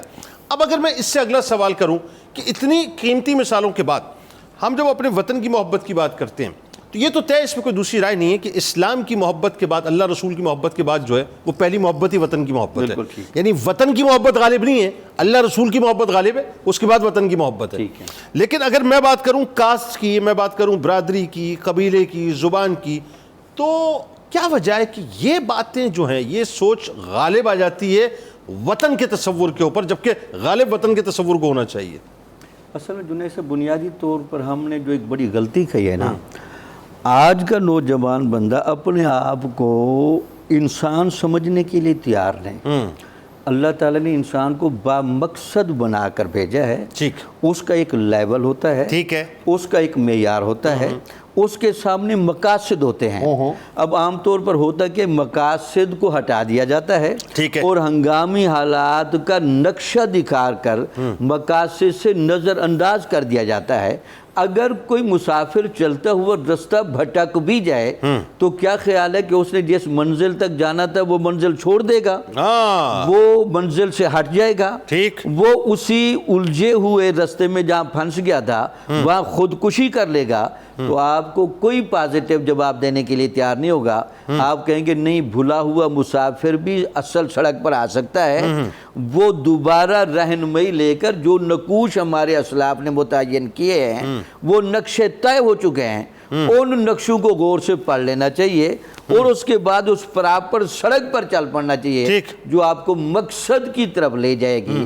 اگر آپ اس کے لیے تیار نہیں کہ کراچی جانے والا بندہ رستے میں اگر بھٹک گیا ہے تو وہ کراچی نہیں جا سکتا، جیسے یہ بات غلط ہے، تو پاکستان جن مضبوط اساسوں پر کھڑا کیا گیا تھا، اب چونکہ روحانی اساس کی بات ڈاکٹر صاحب نے ایک واقعہ بھی سنا دوں. پیر جماعت علی شاہ صاحب نے خود علامہ اقبال سے پوچھا، بھئی آپ تو ناراض ہو کے چلے گئے تھے، آپ دوبارہ پاکستان کیا لینے آئے؟ تو وہ اپنی زبانی بیان کرتے تھے کہ یہ بات میں بتانے والا تو نہیں تھا، لیکن چونکہ اب آپ نے پوچھی ہے تو آپ کو اس لیے بتا رہا ہوں کہ میں اپنے فلائٹ میں سویا ہوا تھا. قائد اعظم محمد علی جناح رحمۃ اللہ خود بتایا. تو وہاں ایک زلزلہ آیا، ہم سارے لوگ باہر نکل گئے. اس کے بعد جب ہم دوبارہ سونے کے لیے میں نیند میں تھا، کمرے میں اچانک روشنی ہوئی اور ایک نورانی شکل کا بندہ نمودار ہوئے اور انہوں نے آ کر مجھے دیکھا تو میں حیران رہ گیا کہ زندگی میں اس طرح کا حسن پارا میں نے کبھی بھی نہیں دیکھا.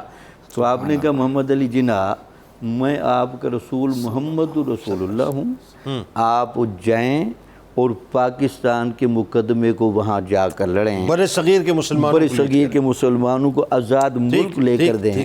تو قائد اعظم کہتے کہ اس کے بعد میری کیفیت بدل گئی اور میں اپنے انتخاب پر بہت حیران ہوتا تھا کہ قدرت نے میرا کتنا بڑا انتخاب کیا ہے کہ مسلمانوں کو صرف آزاد ریاست دے کر نہیں جاؤں گا، بلکہ وہ آزاد ریاست دے جاؤں گا جو پوری امت مسلمہ کی قیادت کرنے کی صلاحیت بھی رکھتی بالکل ٹھیک. بات وہی آ گئی, ہمیں سلیب بنانا ہوگا, وہ طے کرنا ہوگا. وہ جو ہائرارکی ہے نا, اس میں سب سے پہلے اللہ اور اس کے رسول صلی اللہ علیہ وآلہ وسلم کی محبت ہے, اس کے بعد پاکستان کی محبت ہے, اس کے بعد جا کر کہیں جو ہے نا کوئی سندھی ہے, پنجابی ہے, بلوچ ہے, پٹھان ہے, سرائکی ہے, میمن ہے, گجراتی ہے, واٹس ایور جو بھی ہے, مہاجر ہے, وہ سب اس کے بعد ہیں, لیکن اصل بنیادی طور پہ جو ہے وہ پاکستان ہے.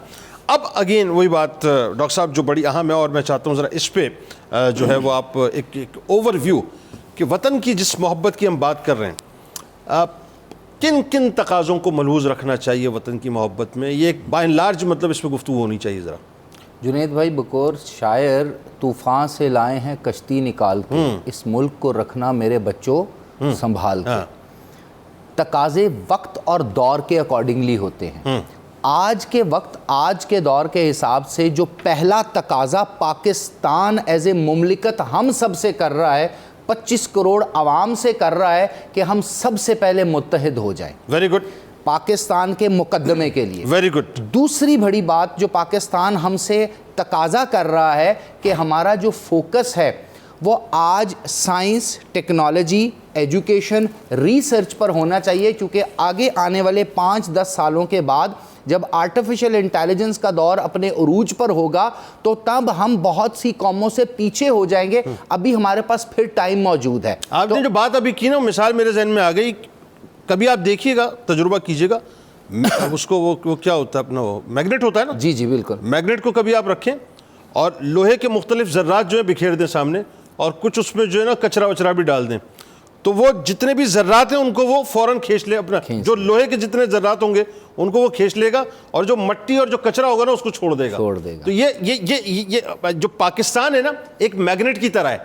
یہ اگر اس سے ہم جڑ گئے نا, یہ سب کے سب, تو کچرا آٹومیٹکلی جو ہے الگ سے نظر آ جائے گا. یہ سارا کچرا جو فارغ ہے. سر دیکھیں نا, یہ تو ہم اسی لیے تو کہہ رہے ہیں پریورٹی, یعنی تقاضا پاکستان ہم سے کیا کر رہا ہے.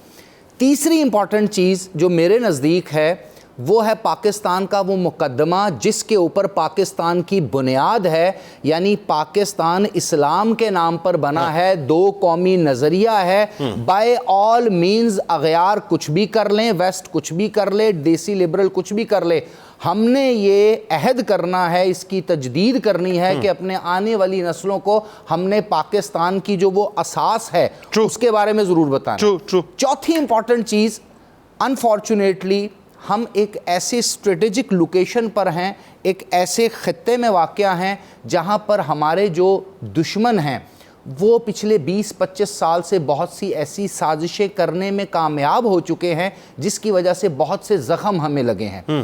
اسی طرح اگر آپ مسلم امہ کے ساتھ پاکستان کے ریلیشن شپ دیکھیں تو اس میں بھی کافی پیچیدگیاں لگتی ہیں. بھارت بہت سی جگہوں پہ آپ سے بازی لے کے جا رہا ہے اکانومی کے پوائنٹ آف ویو سے. تو اب ہمیں کیا کرنا ہے, ہمیں اپنی فورن پالیسی کو ریوائیو کرنا ہے, مسلم امہ کے ساتھ اپنے اچھے تعلقات بنانے ہیں. اور سر ایک اور بڑی امپورٹنٹ چیز, اس وقت پاکستان ہم سے تقاضا کرتا ہے کہ ہم نے پریارٹیز پاکستانی اور پاکستان کے لیے سیٹ کرنی ہے. اپنی جتنی بھی ہماری امپورٹنٹ چیزیں ہیں یا ترجیحات ہیں ان کو ہم نے سرنڈر کرنا ہے اور پاکستان کو سب سے پہلے ایک بہت بڑا تقاضا ہے جس کی طرف ظاہر ہے ہم جا نہیں رہے, اور میرا خیال ہے وہ تقاضا ایسا ہے کہ اس پہ اگر ہم نہیں سوچیں گے, مجھے لگتا ہے کہ وہ جو گئے وقتوں کے اندر ہمارا وقار تھا نا, اس کی ایک بڑی بنیادی وجہ یہ تھی کہ پاکستان امہ کو لیڈ کرتا تھا, امہ کے معاملات کو ٹیک اپ کرتا تھا. آج ہم نے امہ کے معاملہ کو اٹھا کے جو ہے سارے رکھ دیا پس پشت. سر نہیں, اس کی ایک اور وجہ ہے, دیکھیں یہ کنفیوز اس کو ہمیں نہیں کرنا چاہیے. پاکستان 21ویں صدی کے آغاز سے لے کر آج 2024 تک پچھلے 24 سال میں ٹیررزم کو ڈائریکٹ کنفرنٹ کر رہا ہے. ٹھیک ہے. دنیا کا کوئی ملک ایسا نہیں ہے جس کے گراؤنڈز کے اوپر, جس کی لینڈ کے اوپر بیٹل گراؤنڈ سجی ہو. تو یہ بھی ایک بہت امپورٹنٹ چیز ہے کہ ہمیں وہ مواقع بھی نہیں مل سکے پچھلے 23-24 سالوں میں کہ ہم امت کا مقدمہ اس طرح سے لڑ سکیں. آپ کو دیکھیں چومکھی کا کھیل ہے نا, آپ کو انگیج کیا گیا چاروں طرف. ہمیں سب سے پہلے یہ دیکھنا ہے کہ ہم نے پاکستان کے مقدمے کو سٹرونگ کرنا ہے, اور واللہ اگر ہم پاکستان کے مقدمے کو سٹرونگ کرنے میں کامیاب ہو گئے, اگلے 5-10 سالوں میں اکانومی کو بہتر کرنے میں کامیاب ہو گئے, تو آپ دیکھیے گا دوبارہ पूरी की पूरी उस मुस्लिम उम्मा को हम यकजा कर लेंगे। यही तो वो पॉइंट है जिसके ऊपर मैंने पहले भी गुजारिश की कि जो अगयार हैं, जो वेस्ट है, जो हनूद हैं, ये इनको मालूम है कि एक बार अगर हम पूरे तरीके से अपने पैरों पे खड़े हो गए, सेल्फ सफिशिएंट हो गए, इकोनॉमिकली स्ट्रेंथन हो गए, तो हम बहुत सी आज़ाद खारजा पॉलिसी के फैसले करेंगे। और जब हम वो फैसले करेंगे तो सबसे पहले हमारे सामने इस्लामी पाकिस्तान होगा। यही वजह है कि आपके मीडिया में, आपके सोशल मीडिया में, आपके आजकल कॉलेज यूनिवर्सिटीज के अंदर लिबरलिज्म के नाम पर एक इल्हाद को बेचा जा रहा है, लिबरलिज्म के नाम पर एक पाकिस्तान से नफरत को बेचा जा रहा है, लिबरलिज्म के नाम पर आपको कहा जा रहा है कि आपको अपॉर्चुनिटी अगर मिलती है तो जमीन की कोई खास अहमियत नहीं है, जमीन ने आपको दिया क्या है। और ये बाय डिजाइन हो रहा है। इसलिए मैं कह रहा हूं कि इसके लिए इदारों को इंस्टीट्यूशनल कलेक्टिव एफर्ट करनी है, ऐसे नहीं हम छोड़ सकते। देखिए जुनेद भाई, पूरी की पूरी कौम है, इसके पीछे एक पूरा तशख्खुस है, एक पूरी तहजीब है, इस्लामिक आइडियोलॉजी खड़ी है। अगर हम अपने इदारों को मजबूत करेंगे और इदारों में वो सेंस लेकर के आएंगे, पाकिस्तान की जो विदिन परफॉर्मेंस है उसको बेहतर करने की कोशिश करेंगे। आउटसाइड आप देखें, मैं एक छोटी सी मिसाल देता हूं कि पावर का जो पॉलिटिक्स में फार्मूला है ना, अगर जुनेद इकबाल साहब बहुत ज़्यादा ताकतवर होते हैं और सेल्फ सफिशिएंट हो जाते हैं तो आपके 80-90% दुश्मन वैसे ही आपसे दोस्ती करने के तैयार हो जाएंगे। बस बात को वाइंड अप करते हैं, वक्त चूंकि सिमट गया। 30 ईयर्स से मतलब बिलो आपके पास इस वक्त 65% से ऊपर पोटेंशियल है, और वो पोटेंशियल जो है वो फेडअप हो गया है इस पूरे मतलब जो है अपना सिनारियो में। मसला ये है वो जो ब्रेन ड्रेन हो रहा है ना आपके पास, मिलियन से ऊपर मतलब जो है वो बच्चा बाहर जा चुका है, तकरीबन कोई 1.5 मिलियन के करीब। सूरत हाल बहुत वर्स्ट हो गई है। उसकी मोहब्बत को मुस्तहकम आप इस मिट्टी के साथ कैसे करेंगे? सर देखें, फिर वही बात, उसको अपना फ्यूचर नजर नहीं आ रहा। जुनेद भाई, यहाँ फिर वही बात होगी, तकाजा तब ही किया जाता है जब जरूरत हो। Very good. अगर आपने मोहब्बत तब इस वतन से करनी है, इस पाक मिट्टी से करनी है, जब ये आपको यूरोप जैसी फैसिलिटीज देगा तो आप मोहब्बत नहीं मुनाफिकत कर रहे हैं। ये है बात। आपने मोहब्बत तब ही करनी है जब ये जख्मी है। इसको रिवैम करना है। मोहब्बत तब ही करनी है जब इसको आपकी मोहब्बत की जरूरत है। आपने मोहब्बत तब ही करनी है बिल्कुल ठीक, जब आप अपना इम्तिहान दे रहे हैं। और यही इम्तिहान है, और मैं आपको बताऊं मुसलमान का भी यही इम्तिहान है। बिल्कुल ठीक, बहुत सही, बहुत सही। बहुत शुक्रिया तीनों अहबाब का। नाज़रीन कराम, शायद आप तक बात हमारी पहुंची हो। ये वतन है तो सब कुछ है, वतन नहीं है तो कुछ भी नहीं है। इससे मोहब्बत कीजिए, हाँ मोहब्बत कीजिए। वैसे बात यही है, मेरा दिल चाह रहा है थोड़ी सी गुफ्तगू और आप लोगों से हो जाए। ये जो बात अब तक बनी हुई है ना, ये सरकार मदीना सल्लल्लाहु अलैहि वसल्लम का फैज़ान ही है। ये जो पाकिस्तान की बात अभी तक बनी हुई है, तो ये जो बात बनी रहे, इसके लिए ताल्लुक़ वहीं से जोड़ना होगा दोबारा। मैंने आपसे इजाज़त ले ली थी, लेकिन मेरा मन कर रहा है कि मैं थोड़ी सी गुफ्तगू और आपसे करके फिर उसके बाद वक्फे पे जाऊं। कैसे होगा, किस तरह से इस कौम को इस बात पे लाएंगे कि साहब गुंबद खजरा के मकीन से ताल्लुक़ जुड़ेगा तो ही पाकिस्तान की बका है, वरना बका नहीं है? बताइए। देखिए कि कोई मुसलमान की जो असल अपना वजूद और उसका दीन और ईमान है, हाँ। वो आका अलैहिस्सलाम की ज़ात के साथ जुड़ा हुआ है। और आप जब लॉजिकल होते हैं तो अक्ल आपको मुस्तरब कर देती है, और जब आप अपनी मोहब्बत को किसी अपने मोहब्बत के किबले के साथ जोड़ लेते हैं तो आपकी सारी एनर्जी फोकस्ड हो जाती है। बिल्कुल ठीक। लिहाजा आज अगर हम चाहते हैं कि नौजवान नस्ल के अंदर वो वलवला ताज़ा बेदार हो, वो मोहब्बत हो, वो हुब हो, वो हुब्बुल वतनी हो, वो जज्बात हों, वो इत्तेहाद और इत्तेफाक की फ़ज़ा हो, तो ये सब कुछ मुमकिन है सिर्फ़ और सिर्फ आका अलैहिस्सलाम की ज़ात के साथ वाबस्तगी में, आका अलैहिस्सलाम की सीरत के साथ वाबस्तगी में ये चीज़ मुंसलिक है। लिहाजा हमें अपने तालीमी इदारों से लेकर घरों के माहौल तक हमें आका अलैहिस्सलाम की सीरत की तरफ पलटना होगा, आका अलैहिस्सलाम की तालीमात की तरफ पलटना होगा, ताकि वहीं से जो हमें उम्मीद भी मुयस्सर आएगी और इत्तेहाद और इत्तेफाक की राहें भी मुयस्सर आएंगी, और ये जो बढ़ती हुई नफ़रतें हैं इनको भी ख़त्म करने में अहम किरदार होगा।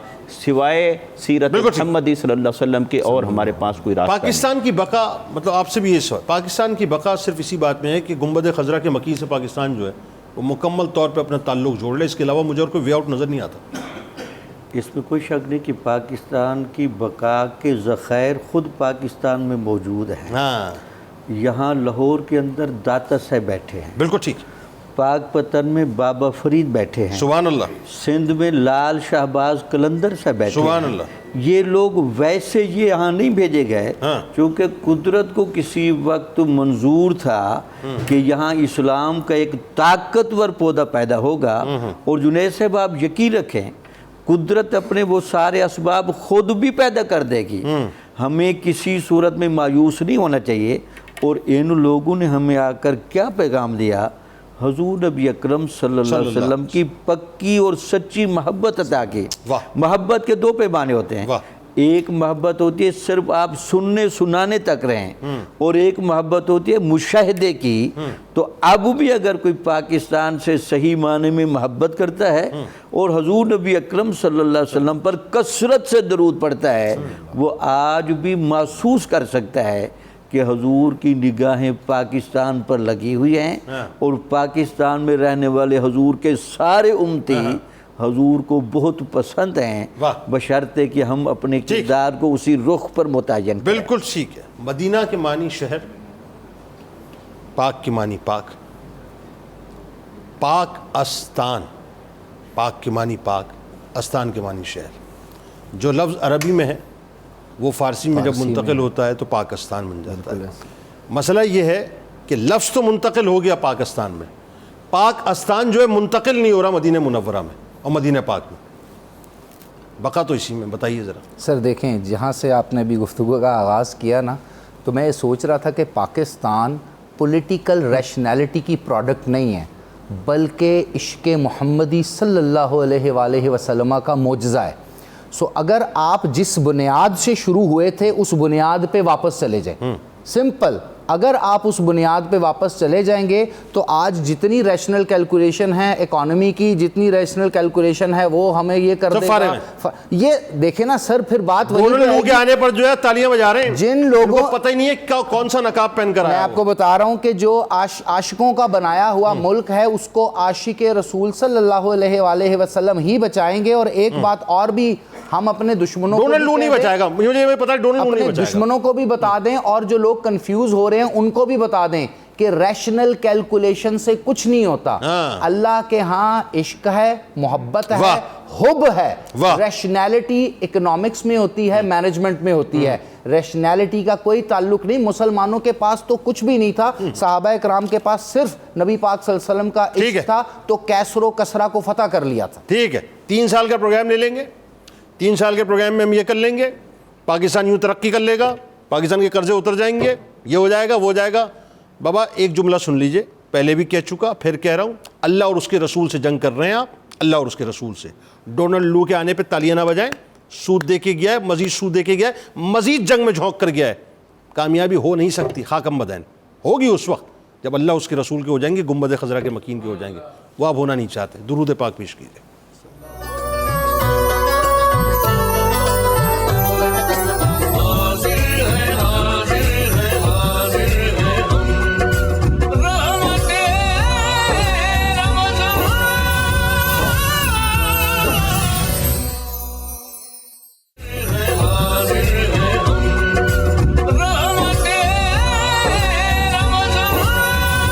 جناب ایک بار پھر میں آپ کو خوش آمدید کہتا ہوں. قصص الانبیاء ہے, یوسف علیہ السلام کا قصہ ہے, اور بات کل وہاں پہ ٹھہری تھی کہ مصر کے بادشاہ نے ایک خواب دیکھا تھا. وہیں سے سلسلے کا آغاز کرتے ہیں. ہوا کچھ یوں تھا ناظرین کہ مصر کے بادشاہ نے جو خواب دیکھا تھا اس کی تعبیر بتانے سے اس کے درباری جو جتنے بھی درباری تھے سب کے سب عاجز ہو گئے تھے. تو اس وقت بادشاہ یعنی جو شاہی ساقی تھا جس نے ظاہر قید سے نجات پائی تھی, اسے اب حضرت یوسف علیہ السلام کا پیغام یاد آیا کہ انہوں نے کچھ کہا تھا, تو اس نے فوراً اپنے آقا سے اس کا ذکر کرنا چاہا. چنانچہ ساقی نے کہا کہ میں تمہیں اس کی تعبیر بتا دوں گا, بس تم مجھے قید خانے میں بھیج دو کیونکہ وہاں خوابوں کی تعبیر جاننے والا ایک شخص موجود ہے. ساقی کی پیشکش سن کر بادشاہ نے اسے بھیج دیا اور اس نے قید خانے میں پہنچ کر حضرت یوسف علیہ السلام کی خدمت میں بادشاہ کا خواب سنایا. اس کا خواب سن کر حضرت یوسف علیہ السلام جو تعبیر بتاتے ہیں ناظرین, اس کو قرآن یوں بیان کرتا ہے کہ یوسف یوسف علیہ السلام نے کہا کہ تم لوگ دائمی عادت کے مطابق مسلسل 7 برس تک کاشت کرو گے، سو جو کھیتی تم کاٹا کرو گے اسے اس کی خوشوں ہی میں ذخیرے کے طور پر رکھتے رہنا، مگر تھوڑا سا نکال لینا جس سے تم ہر سال کھا لو۔ اور اس کے بعد آپ فرماتے ہیں، یعنی قرآن یہ کہتا ہے کہ پھر اس کے بعد 7 سال بہت سخت خشک سالی کے آئیں گے، وہ اس ذخیرے کو کھا جائیں گے جو تم ان کے لیے پہلے جمع کرتے رہتے تھے، مگر تھوڑا سا بچ جائے گا جو تم محفوظ کر لو گے۔ پھر اس کے بعد 1 سال ایسا آئے گا جس میں لوگوں کو خوب بارش دی جائے گی، اور اس سال اس قدر پھل ہوں گے کہ لوگ اس میں پھلوں کا رس نچوڑیں گے۔ وہ ساقی ناظرین جب یوسف علیہ السلام سے یہ تعبیر سن کر واپس ہوا اور بادشاہ کی خدمت میں جا کر تعبیر بیان کی، تو بادشاہ کو یہ تعبیر بہت پسند آئی اور اسے یقین ہوا جیسا حضرت یوسف علیہ السلام نے فرمایا ہے ضرور ویسا ہی ہوگا۔ بادشاہ کو شوق پیدا ہوا کہ اس خواب کی تعبیر خود حضرت یوسف علیہ السلام کی زبان مبارک سے سنے، چنانچہ اس نے حکم دیا کہ حضرت یوسف علیہ السلام کو میرے پاس لے آؤ تاکہ میں انہیں دیکھوں، کیونکہ انہوں نے خواب کی بہت اچھی تعبیر بیان کی ہے۔ جب قاصد حضرت یوسف علیہ السلام کے پاس آیا اور بادشاہ کا پیغام عرض کیا تو آپ نے فرمایا کہ اپنے بادشاہ کی طرف لوٹ جاؤ اور پہلے ان عورتوں کے معاملے کی تفتیش کرو جنہوں نے اپنے ہاتھ کاٹے تھے، بے شک میرا رب ان کے مکر کو جانتا ہے۔ یہ آپ نے ناظرین اس لیے فرمایا تھا کہ بادشاہ کے سامنے آپ کی برات اور بے گناہی ظاہر ہو جائے اور اسے یہ معلوم ہو جائے کہ یہ لمبی قید بلا وجہ ہوئی، تاکہ آئندہ حاسدوں کو الزام لگانے کا موقع نہ ملے۔ جب قاصد ناظرین حضرت یوسف علیہ السلام کا پیغام لے کر بادشاہ کی خدمت میں پہنچا تو بادشاہ نے پیغام سن کر ہاتھ کاٹ دینے والی عورتوں کو جمع کیا اور عزیز مصر کی بیوی کو بھی بلایا۔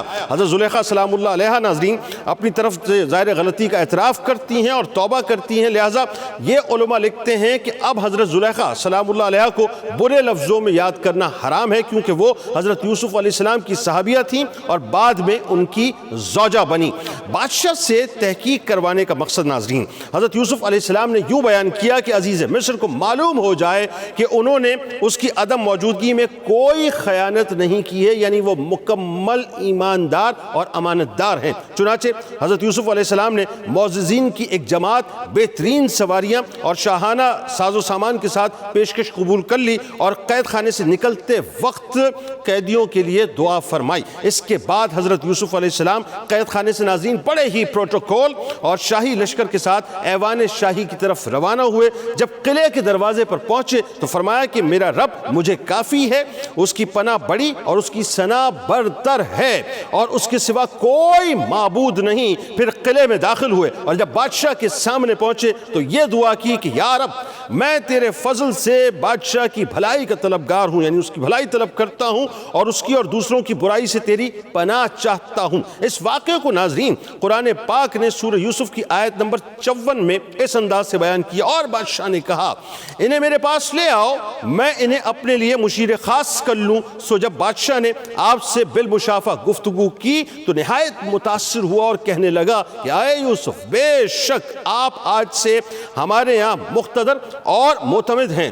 یعنی ناظرین آپ کو اقتدار میں بھی باقاعدہ شراکت داری دی گئی، اور بادشاہ نے حضرت یوسف علیہ السلام سے درخواست کی کہ آپ علیہ السلام اس کے خواب کی تعبیر اپنی زبان مبارک سے سنائیں۔ حضرت یوسف علیہ السلام نے ناظرین اس خواب کی پوری تفصیل سنا دی کہ اس طرح سے اس نے خواب جو دیکھا تھا وہ سارا کا سارا حضرت یوسف علیہ السلام کے سامنے جب بیان ہوا تو آپ نے مکمل تعبیر اس کے سامنے رکھ دی۔ حالانکہ حضرت یوسف علیہ السلام سے ناظرین یہ خواب اس سے پہلے جو ہے وہ بیان نہیں کیا گیا تھا۔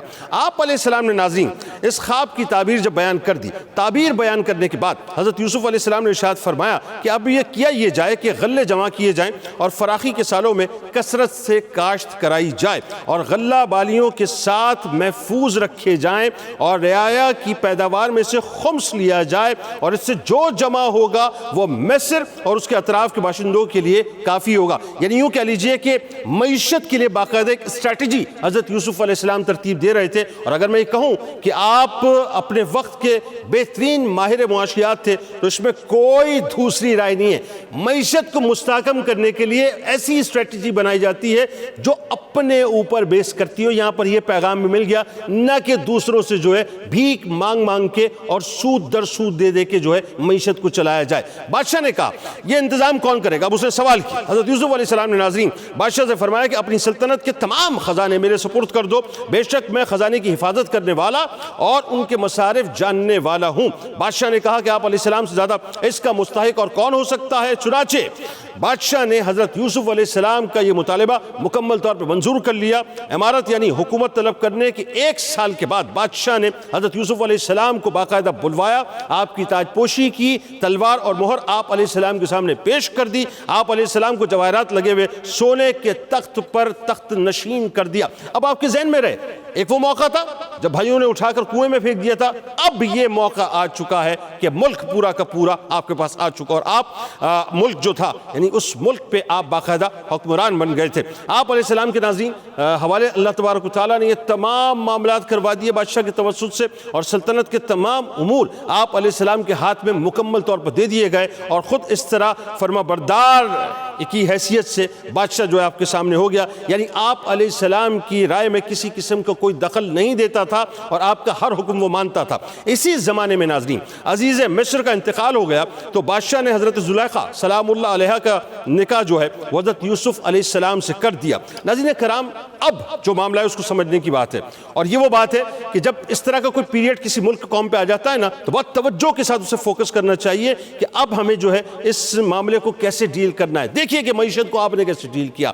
آپ نے قحط سالی کے دنوں کے لیے غلوں کے ذخیرے جمع کرنے کی تدبیر فرمائی, اور اس کے لیے بہت وسیع اور عالیشان گودام باقاعدہ تعمیر فرمائے اور بہت کثیر ذخائر جمع کیے. جب فراخی کے سال گزر گئے اور قحط کا زمانہ آیا تو پہلے سال لوگوں کے پاس جو ذخیرے تھے سب ختم ہو گئے اور بازار مکمل طور پر خالی ہو گئے. اہل مصر حضرت یوسف علیہ السلام سے اپنے درہم و دینار کے بدلے غلے باقاعدہ خریدنے لگے. یوں ان کے تمام درہم و دینار حضرت یوسف علیہ السلام کے پاس آ گئے. دوسرے سال مصریوں نے زیور اور جواہرات کے بدلے میں غلوں کی خریداری کی. یوں ان کے تمام زیورات اور تمام جواہرات حضرت یوسف علیہ السلام کے پاس آ گئے. جب لوگوں کے پاس زیور اور جواہرات میں سے کوئی چیز نہ رہی تو انہوں نے تیسرے سال چوپائے اور جانور دے کر غلہ خریدا. یوں پورے ملک میں ناظرین کوئی شخص کسی جانور کا مالک نہ رہا. چوتھے سال انہوں نے غلے کے لیے اپنے تمام غلام اور باندیاں بیچ ڈالی, اور 5ویں سال اپنے تمام اراضی اور عملہ اور جاگیریں مکمل طور پہ فروخت کر کے حضرت یوسف علیہ السلام سے غلہ خریدا. اور اس طرح یہ تمام چیزیں حضرت یوسف علیہ السلام کے پاس پہنچ گئی. 6 سال ناظرین جب ان کے پاس کوئی چیز کسی قسم کی باقی نہ رہی تو انہوں نے اپنی اولادیں تک فروخت کر دی اور اس طرح غلہ خرید کر اپنے وقت کا گزارا کیا. اور 7ویں سال وہ لوگ خود بک گئے, غلام بن گئے, اور اس طرح مصر میں کوئی مرد اور کوئی عورت باقی نہ رہا. یعنی وہ حضرت یوسف علیہ السلام کا وہ غلام نہ ہو, یعنی کوئی عورت جو ہے وہ کنیز بنے بغیر جو ہے ظاہر نہ رہ سکی, اور کوئی مرد جو ہے غلام بنے بغیر نہ رہ سکا. اس وقت ناظرین لوگوں کی زبان پر یہ تھا کہ حضرت یوسف علیہ السلام کی عظمت و جلالت کبھی کسی بادشاہ کو میسر نہ آئی. حضرت یوسف علیہ السلام نے بادشاہ سے فرمایا کہ تم نے دیکھا, اب جو آپ فرماتے ذرا سنیے کہ اللہ کا مجھ پر کیسا کرم ہے, اس نے مجھ پر کیسا احسان عظیم کیا ہے. اب ان لوگوں کے بارے میں تیری کیا رائے؟ یعنی یوسف علیہ السلام سوال کر رہے ہیں. بادشاہ نے عرض کیا جو آپ علیہ السلام کی رائے ہے وہ ہمیں بالکل منظور ہے اور ہم آپ علیہ السلام کے مکمل طور پہ تابع ہیں. حضرت یوسف علیہ السلام نے فرمایا کہ میں اللہ تعالیٰ کو گواہ بناتا ہوں اور تجھے بھی گواہ بناتا ہوں کہ میں نے تمام اہل مصر کو آزاد کر دیا ہے اور ان کے تمام املاک اور ان کی جاگیریں ان کو واپس کر دی ہیں. اس زمانے میں ناظرین حضرت یوسف علیہ السلام نے کبھی شکم سیر ہو کر کھانا نہیں کھایا تھا. یعنی ایک طرف معاملہ یہ تھا اور ایک طرف آپ کی صورتحال یہ تھی.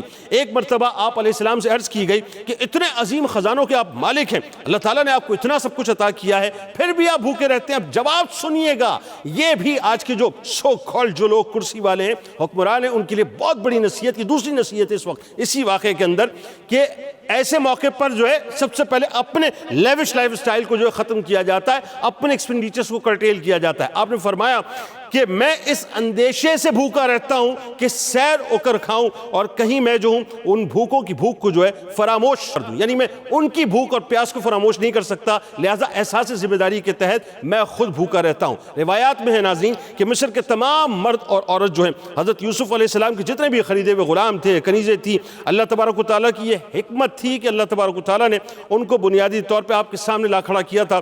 مصر میں ناظرین کوئی بھی ایسا شخص باقی نہیں بچا تھا جو آپ کی غلامی میں نہ ہو، لیکن آپ نے سب کو آزاد کر دیا اور سب پر کرم نوازی کر دی اور سب کے املاک بھی واپس کر دیے، سب کو جو ہے ان کا مال بھی دے دیا، ان کے مویشی بھی دے دیے اور مکمل طور پہ ان کو آزادی کے پروانے تقسیم کر دیے۔ حضرت یوسف علیہ السلام ناظرین، ایک اور بات میں آپ کو بتلاؤں کہ جب بہت زیادہ یہ قحط کی مصیبت بڑھی اور بہت زیادہ جو ہے وہ شدت بڑھی تو آپ نے لوگوں پر کرم نوازی یہ کی کہ آپ لوگوں کے ساتھ باقاعدہ جو ہے داد رسی والا معاملہ کیا کرتے تھے۔ اس کے بعد کیا ہوا، مزید یہ معاملہ جو ہے کہاں تک پہنچے گا، ابھی تو آپ کو بہت کچھ بتلانا باقی ہے، کیونکہ یوسف علیہ السلام کے پاس اب بس وہ موقع آنا چاہتا ہے کہ جہاں آپ کے بھائی بھی آئیں گے، کیونکہ یہ مصر تک جو ہے معاملہ نہیں رکا تھا بلکہ یہ معاملہ کنعان تک گیا تھا، اور کنعان سے آپ کے بھائی بھی آئیں گے آپ سے غلہ خریدنے کے لیے، اور اس وقت آپ نے ان کے اوپر کیا کرم نوازیاں کی تھی اور پھر وہ جو خواب ہے وہ کس طرح سے پورا ہوا تھا۔ انشاءاللہ کل اسی وقت اسی چینل پہ اسی واقعے کے ساتھ